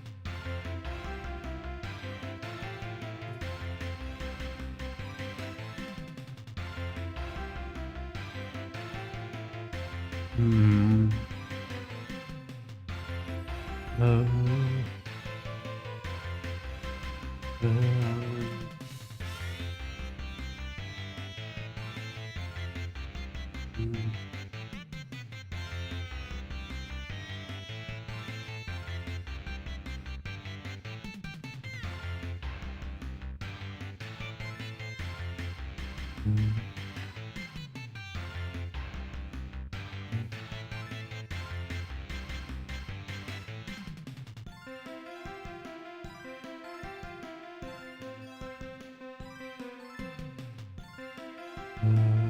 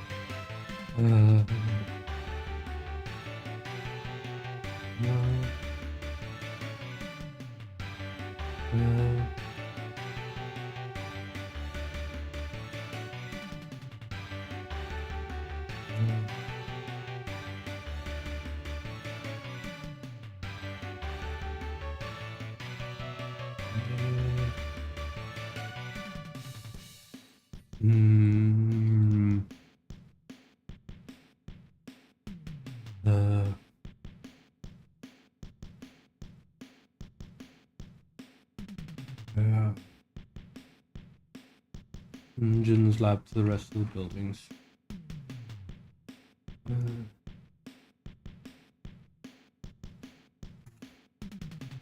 The cavern.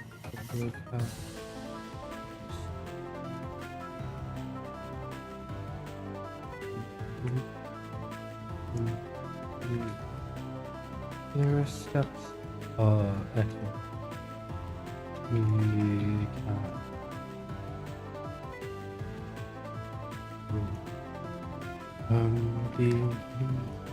The signs. Every. Almost every equipment.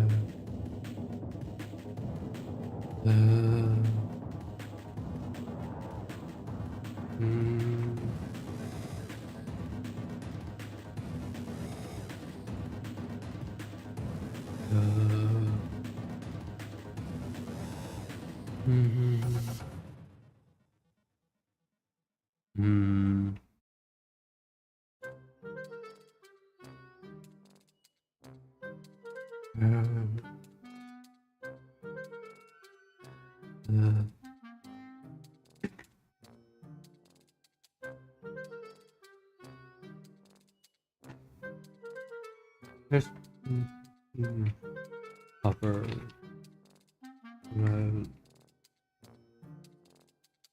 the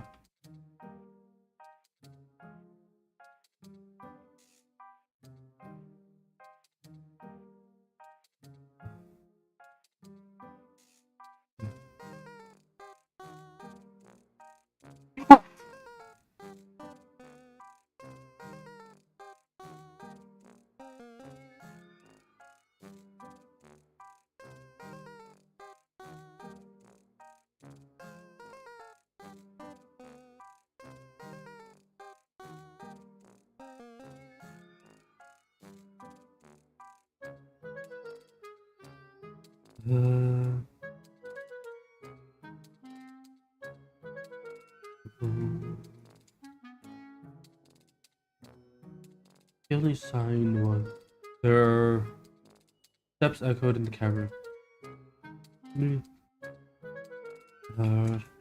Still, there does was easily visible. It was not far from the large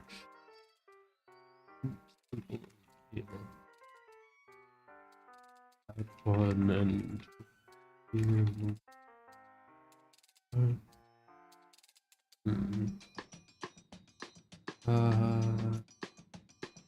down,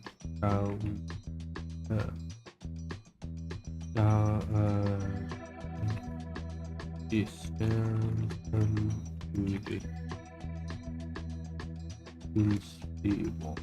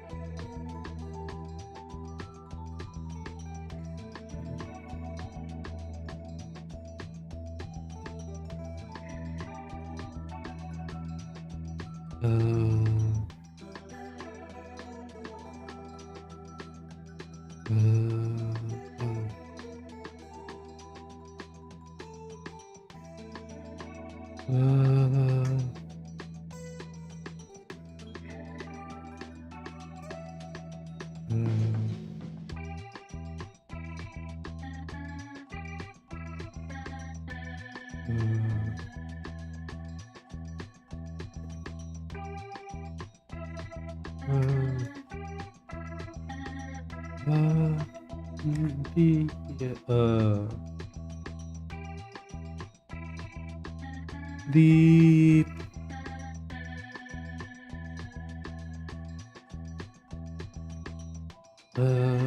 ponds.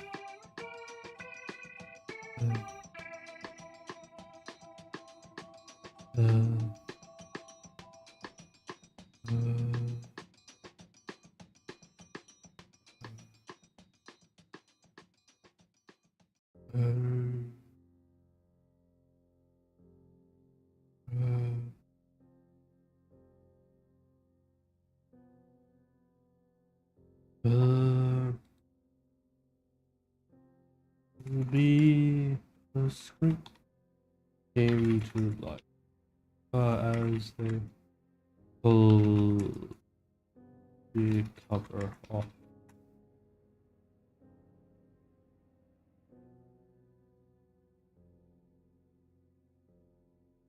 On your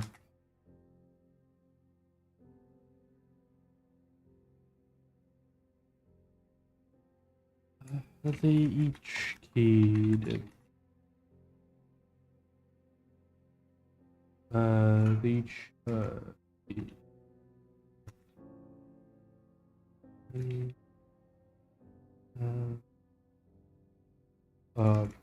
holding their breath. As they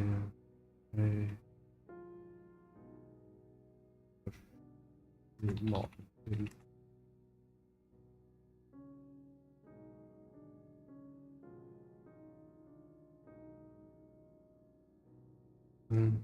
almost immediately, Adrian's face appeared on the. If you're seeing something terrible has happened, and I'm not here to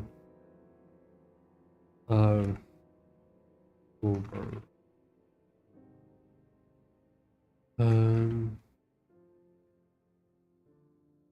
If you're seeing this, then so then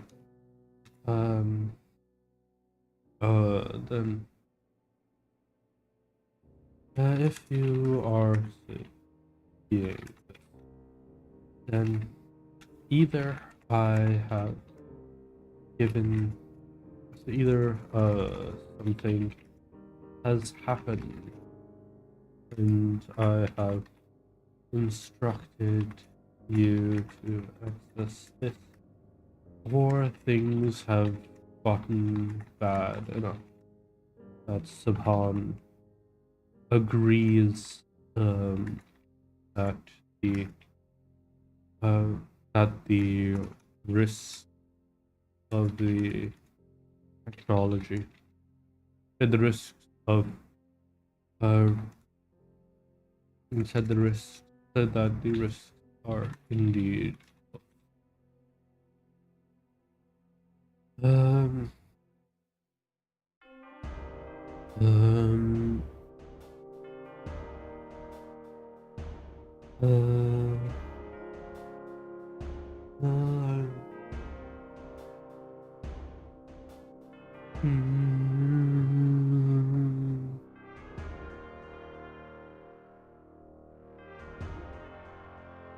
uh,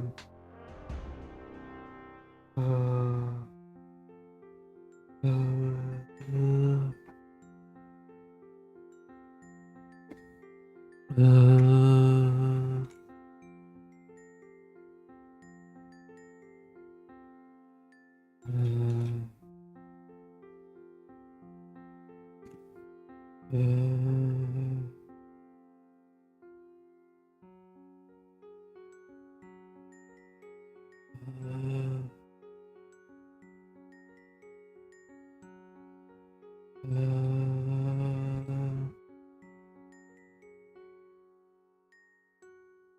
uh, the lights in the room began to click on, and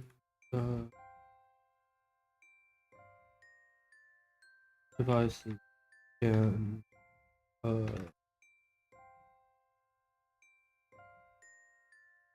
or that Spawn uh, has reached out in order to access.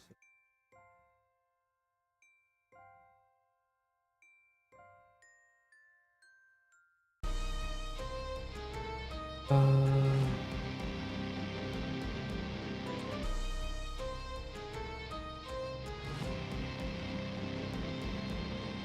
there are a number of well, that I have since deemed too dangerous to the wider universe. And technologies that uh, have only that have only developed as a option of thought.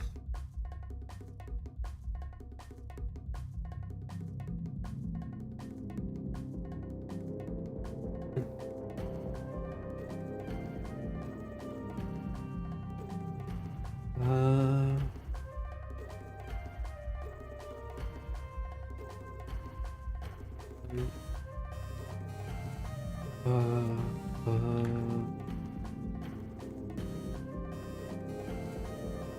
but,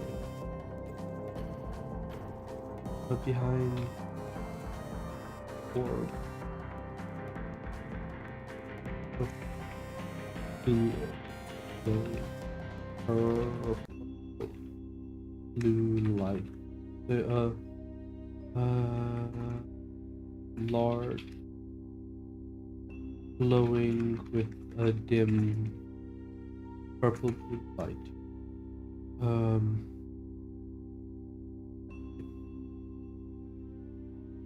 uh,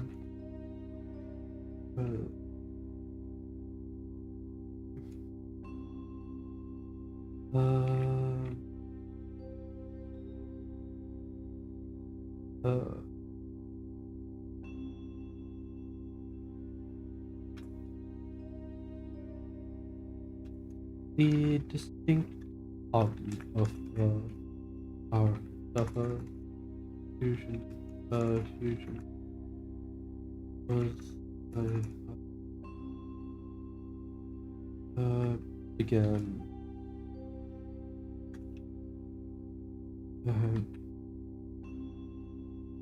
uh,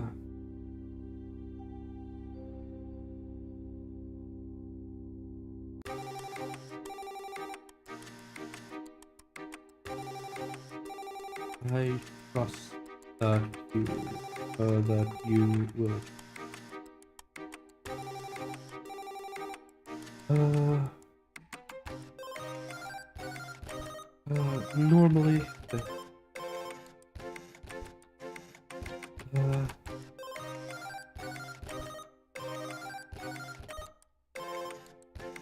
uh,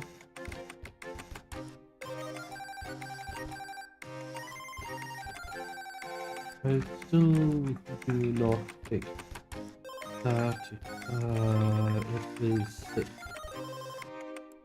Um, I hope that I hope that you will make best that you will be you will understand, that you will take into account the um things that are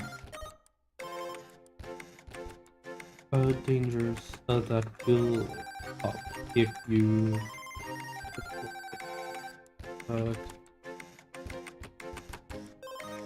these devices. To my understanding, if are anything I have been able to find out. The screen shifted to show. Um,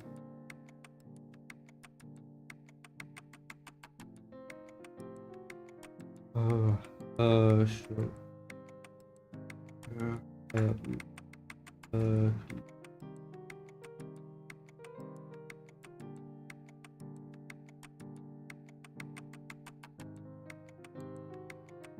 this is perhaps the safest and one that you be somewhat aware of. During the rebuild of the alats surrounding Boulevard, I added a couple.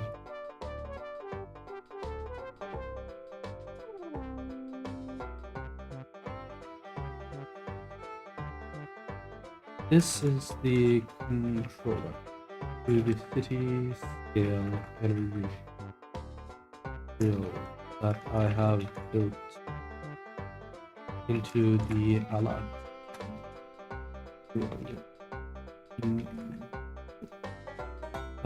Blah.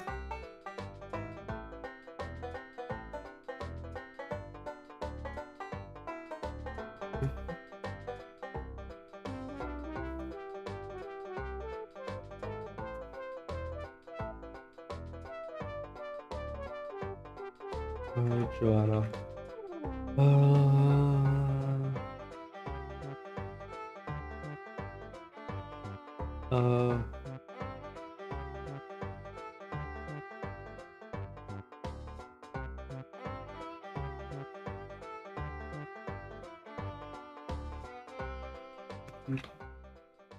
Arvel.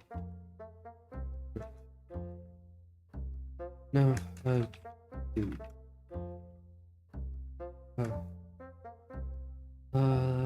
Jim wouldn't talk. They wouldn't admit. But they took direct shots from the assassins that hit us during the first invasion all those years ago. Didn't have a scratch.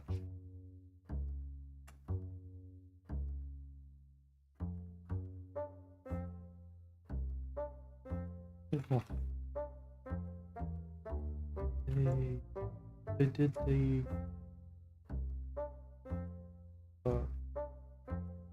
what?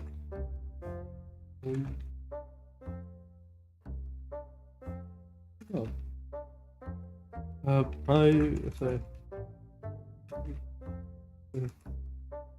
You're less developed than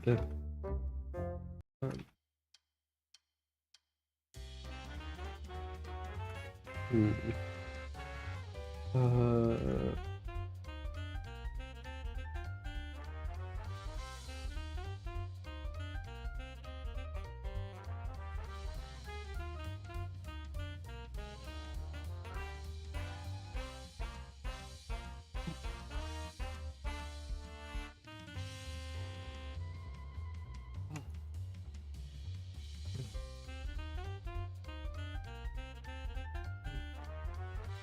shouldn't it do things like it,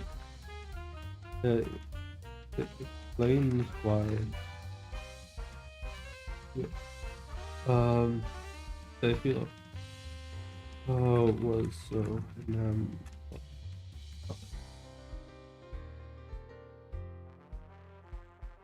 the explanation of the these are the uh, and these this is why um um the lab has a stock uh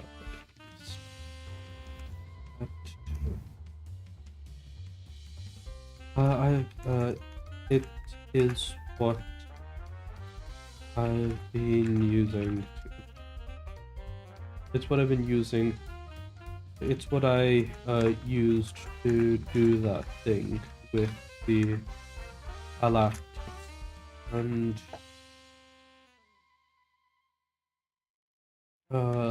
my pistol. I've included designs for weapon amplifiers compatible with standard light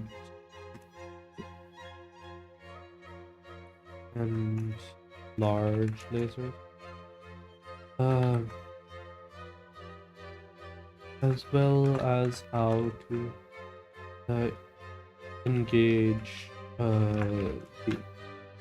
how to load the with the stuff for to boost their capability.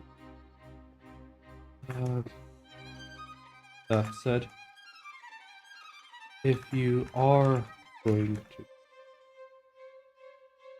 I've you those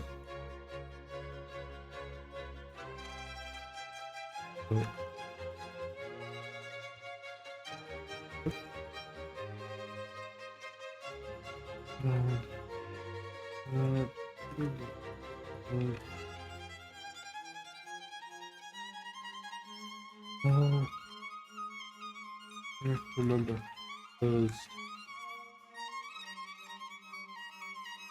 If this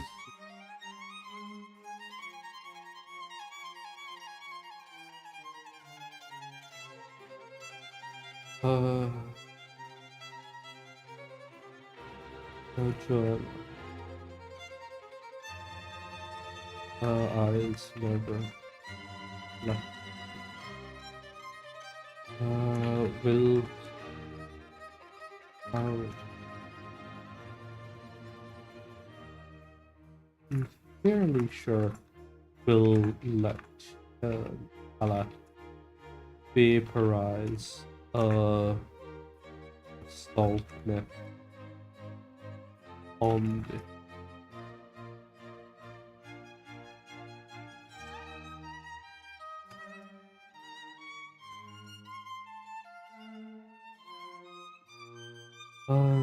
in order to deal.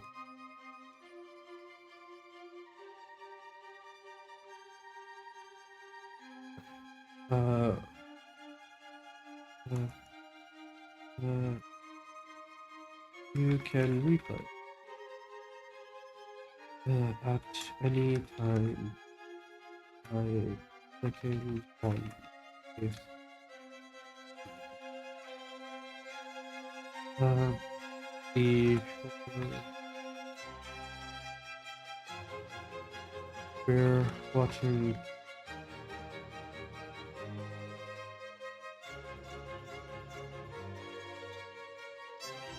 uh,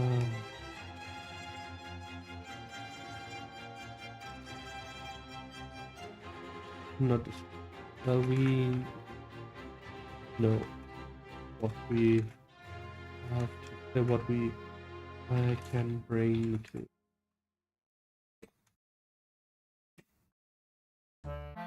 Um.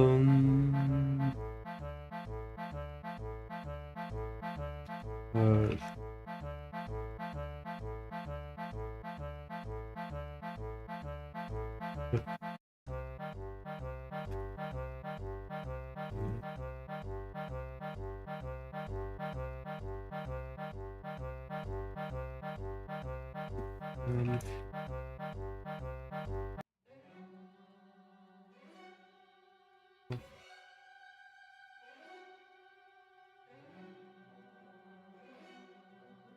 um, uh,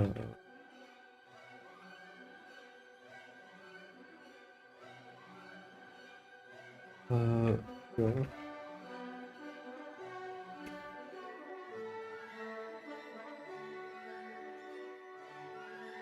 Uh,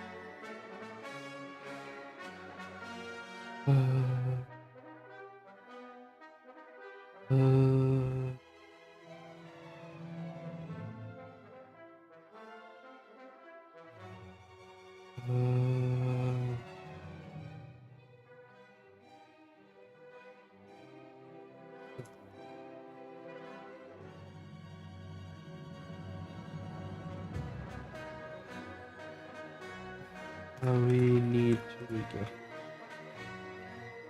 to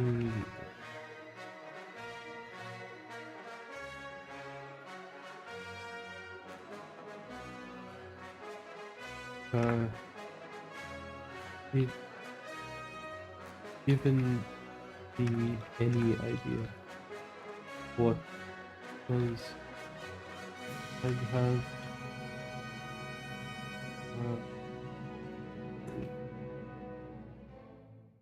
long term?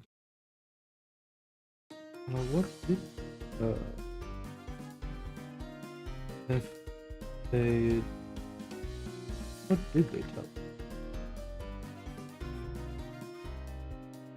Uh,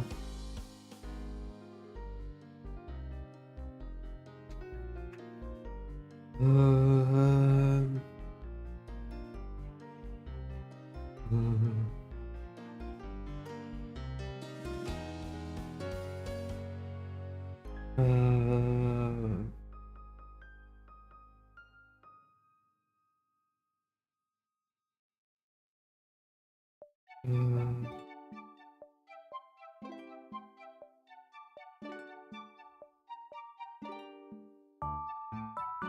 uh,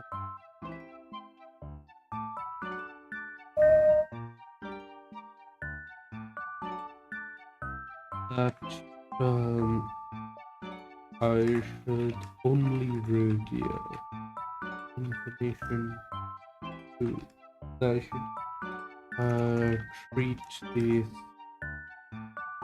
here with as much info.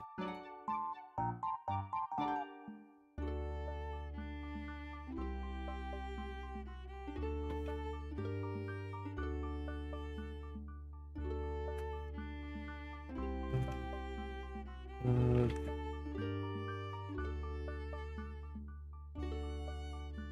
Sapan.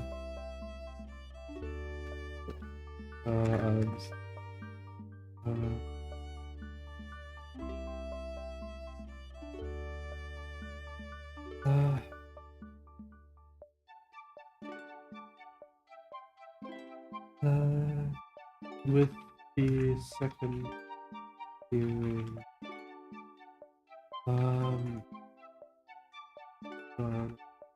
ran off. Barking back only a command to get the car ready.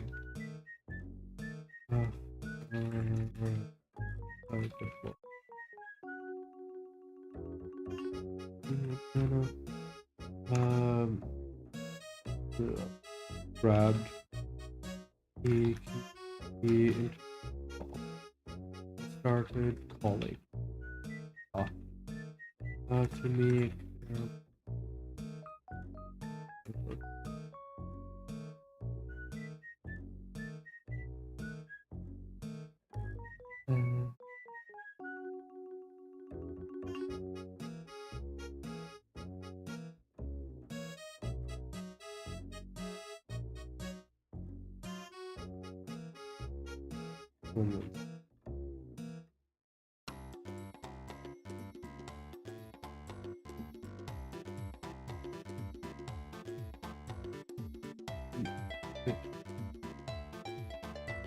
I still think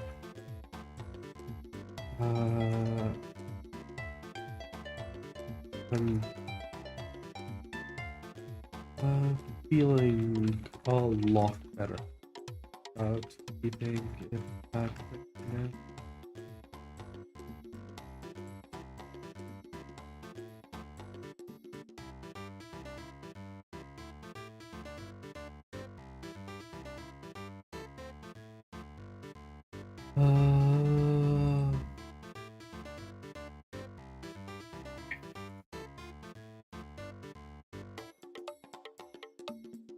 Okay.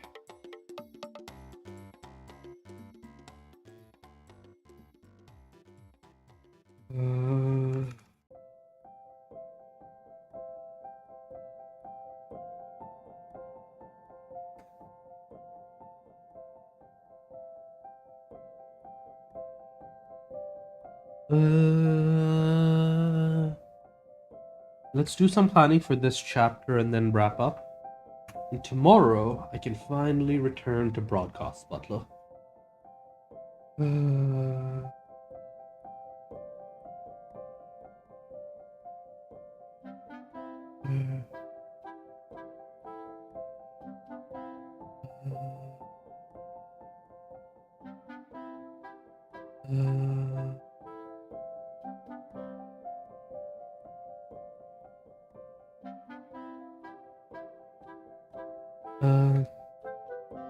Attack on Omua.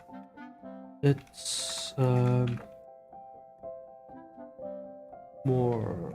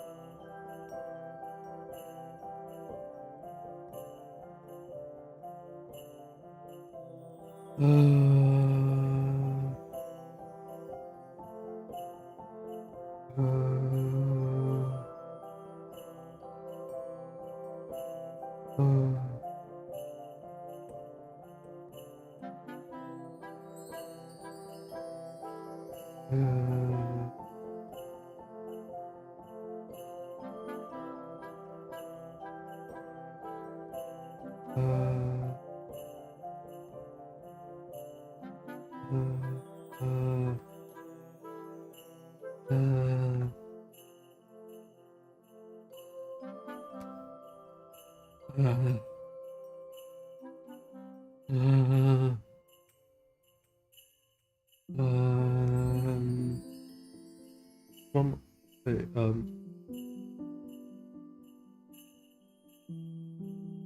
attack on it's a lot faster than the attack on uh,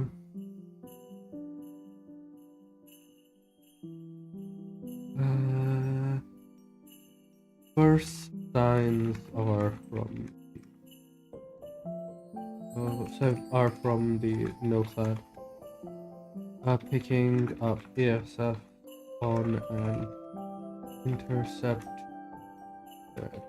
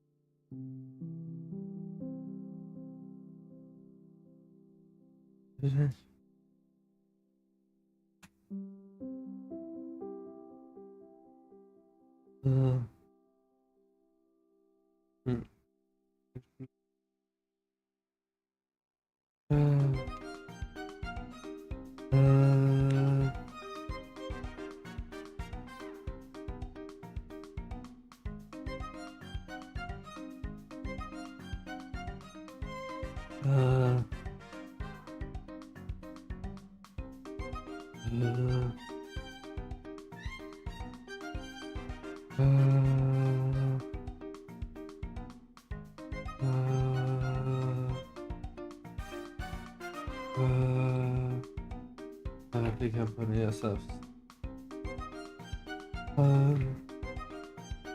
As they begin to meet,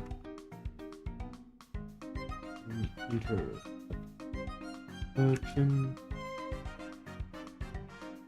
offer to go up to act the notepad on account of needing the damn thing to hit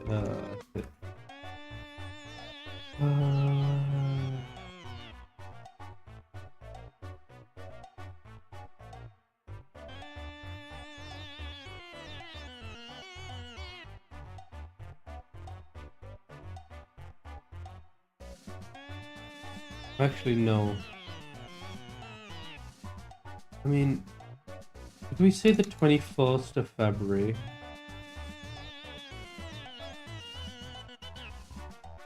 February is going to be the Bulleberg attack. Is there time between the 14th? I guess we can say on the 16th of February at Omoa. Needing the damn thing. Try to use the effective.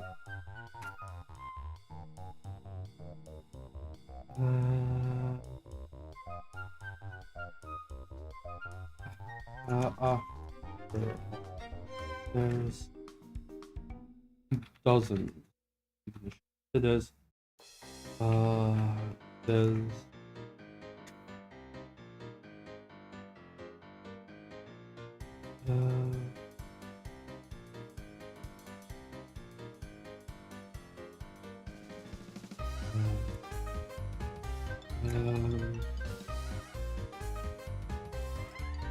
Numa tries to talk to him, but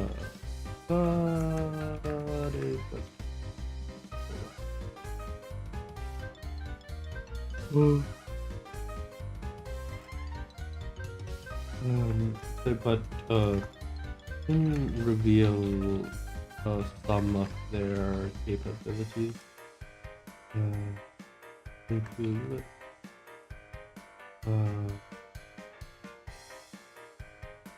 jump off ceiling, get off the guard, and race, then get to the hangar before they stop.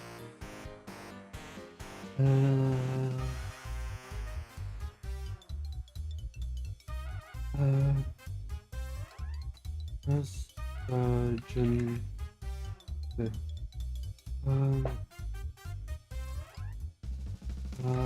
the ground battle is over as Jin carves up the air for the ASFs. The ground battle is being Jin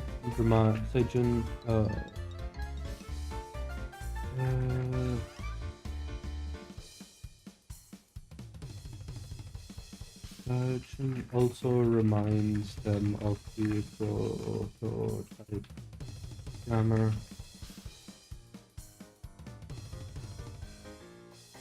that's available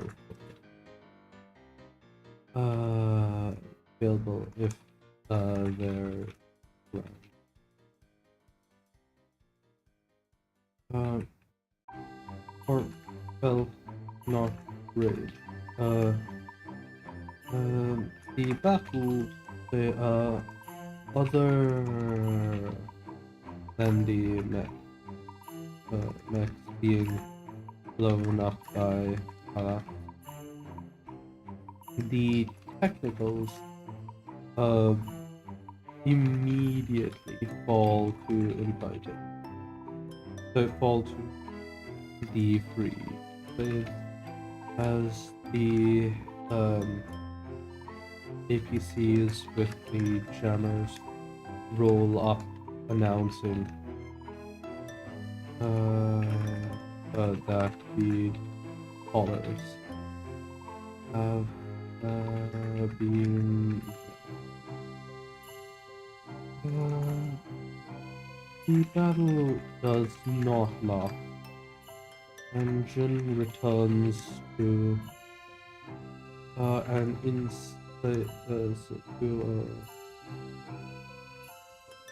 dumbfounded Yuma and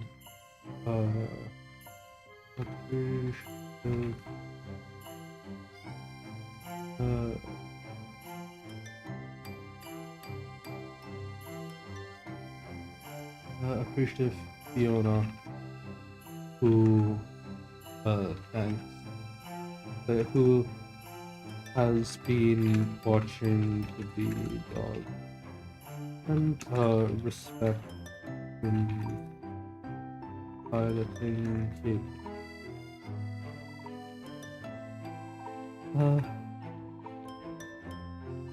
The Battle of Bullerberg is even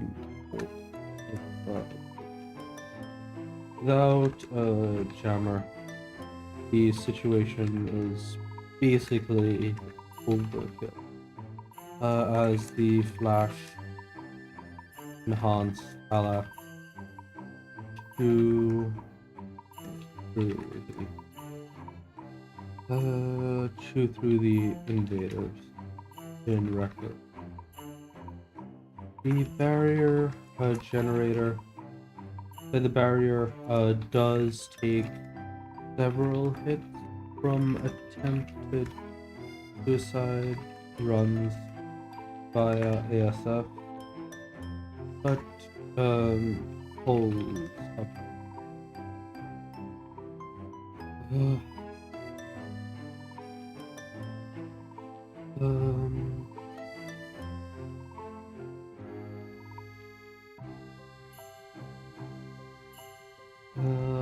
Bullerberg airspace.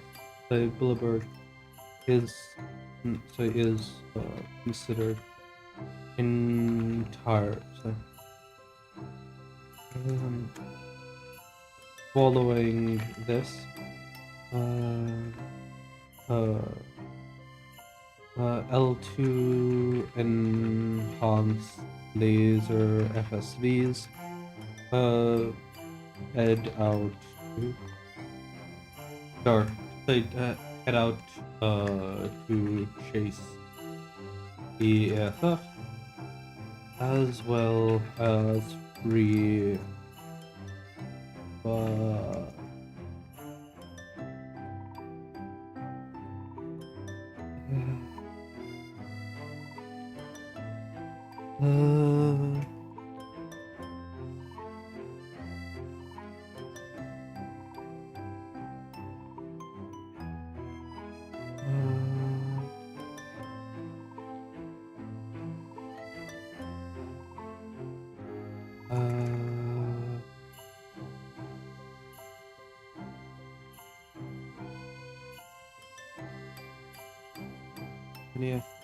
sorry, 24th February.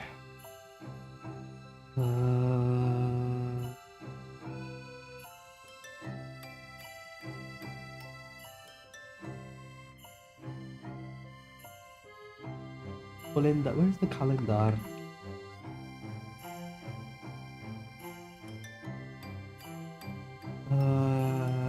Calendar. Okay.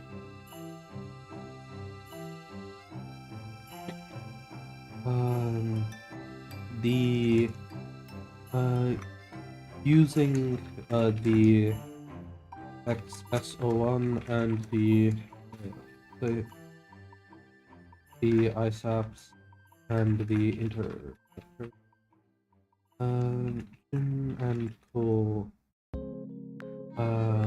decide to take back the charging. In the process, they are able to capture 3 enemy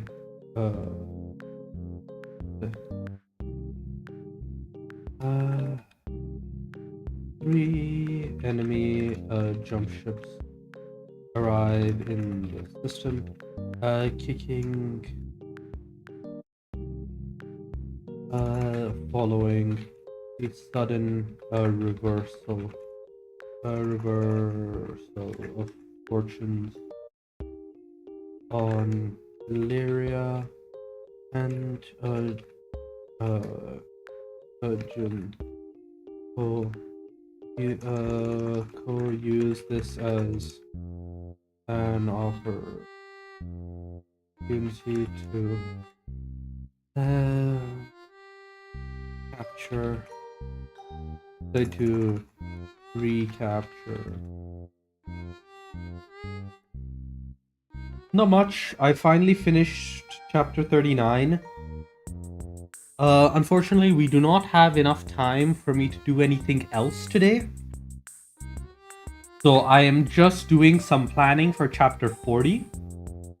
So that in another week, once I post chapter 33, I can get started on 40 pretty quickly. And use this as a recapture the charging station, and then hit the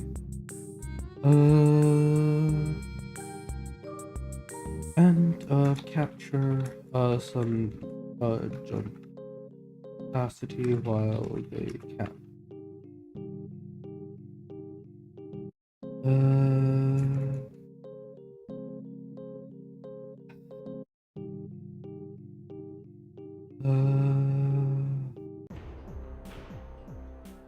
Ooh, that's unfortunate. Oh, you gave the Gundam its freedom back. Let me see. Do you have a picture? Nope. The picture does. Wait, does the picture have the freedom? Oh, I still don't see the freedom on the picture.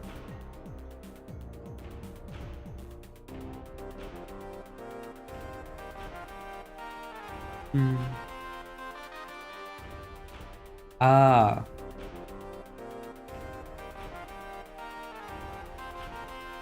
Yep, I see it.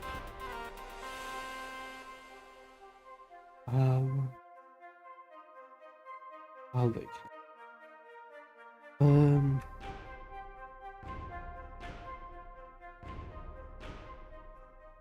Jin decides that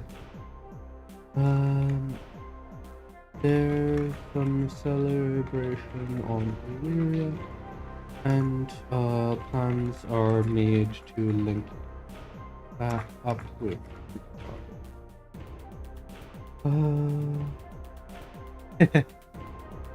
Yeah. And there's also super glue.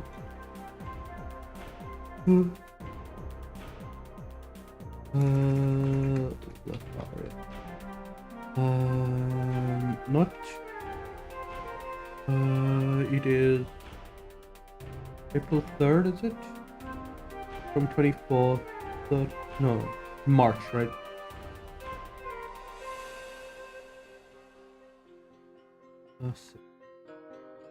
Uh, 6th March.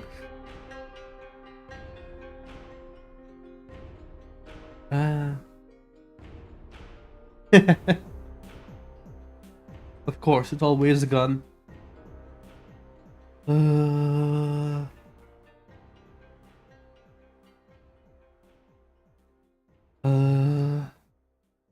Honestly, looking at your brother Zaku, I kind of want one now, but I don't have any space. I can't let myself buy new Gundams. I've already got 6 of the bastards, maybe 7. I don't know if the fighter jet counts as one. Oof, unfortunate.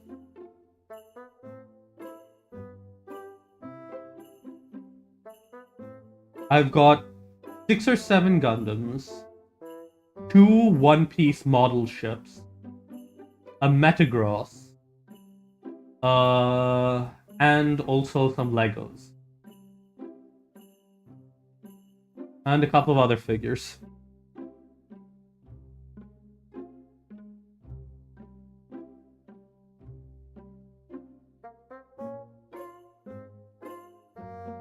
Ah, makes sense.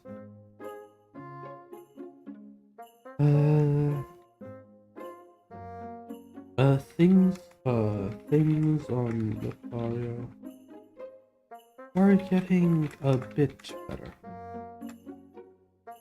With the L2 FFCs, both, yeah, both, Boulevard and, cool. Are freed by this point, but the ground, doesn't really solve the raiding problem. Thankfully, this is when Jun arrives in this. When Jun arrives in the system.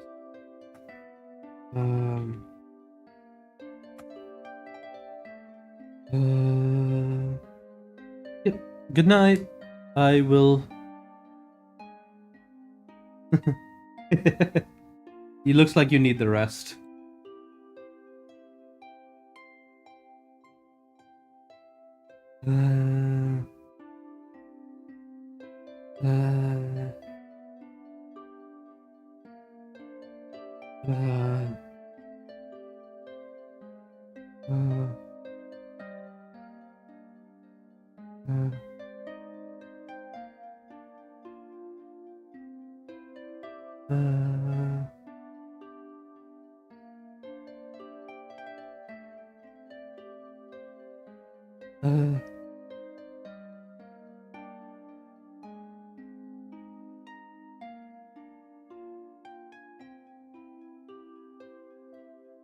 Uh, uh,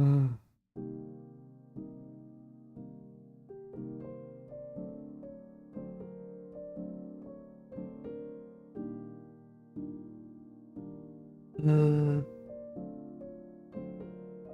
uh,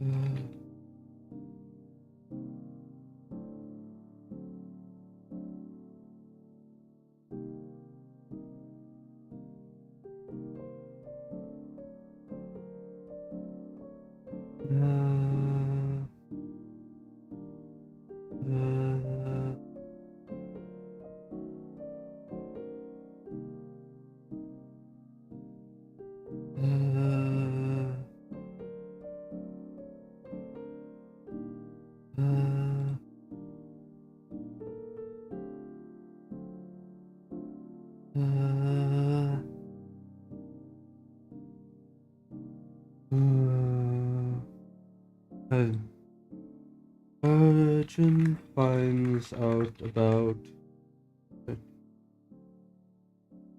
Urgent gives them the stuff. Learns about FTL tech. Learns about the deployment of L2 weaponry and the barrier. Also receives also receives a bit of an apology from Arbel about bad mouthing initially. Once they find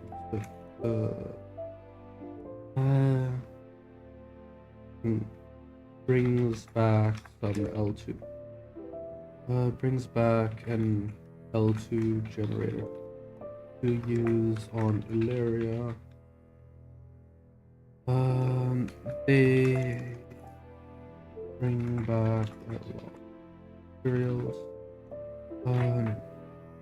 to help with the building of Ilaria. Okay.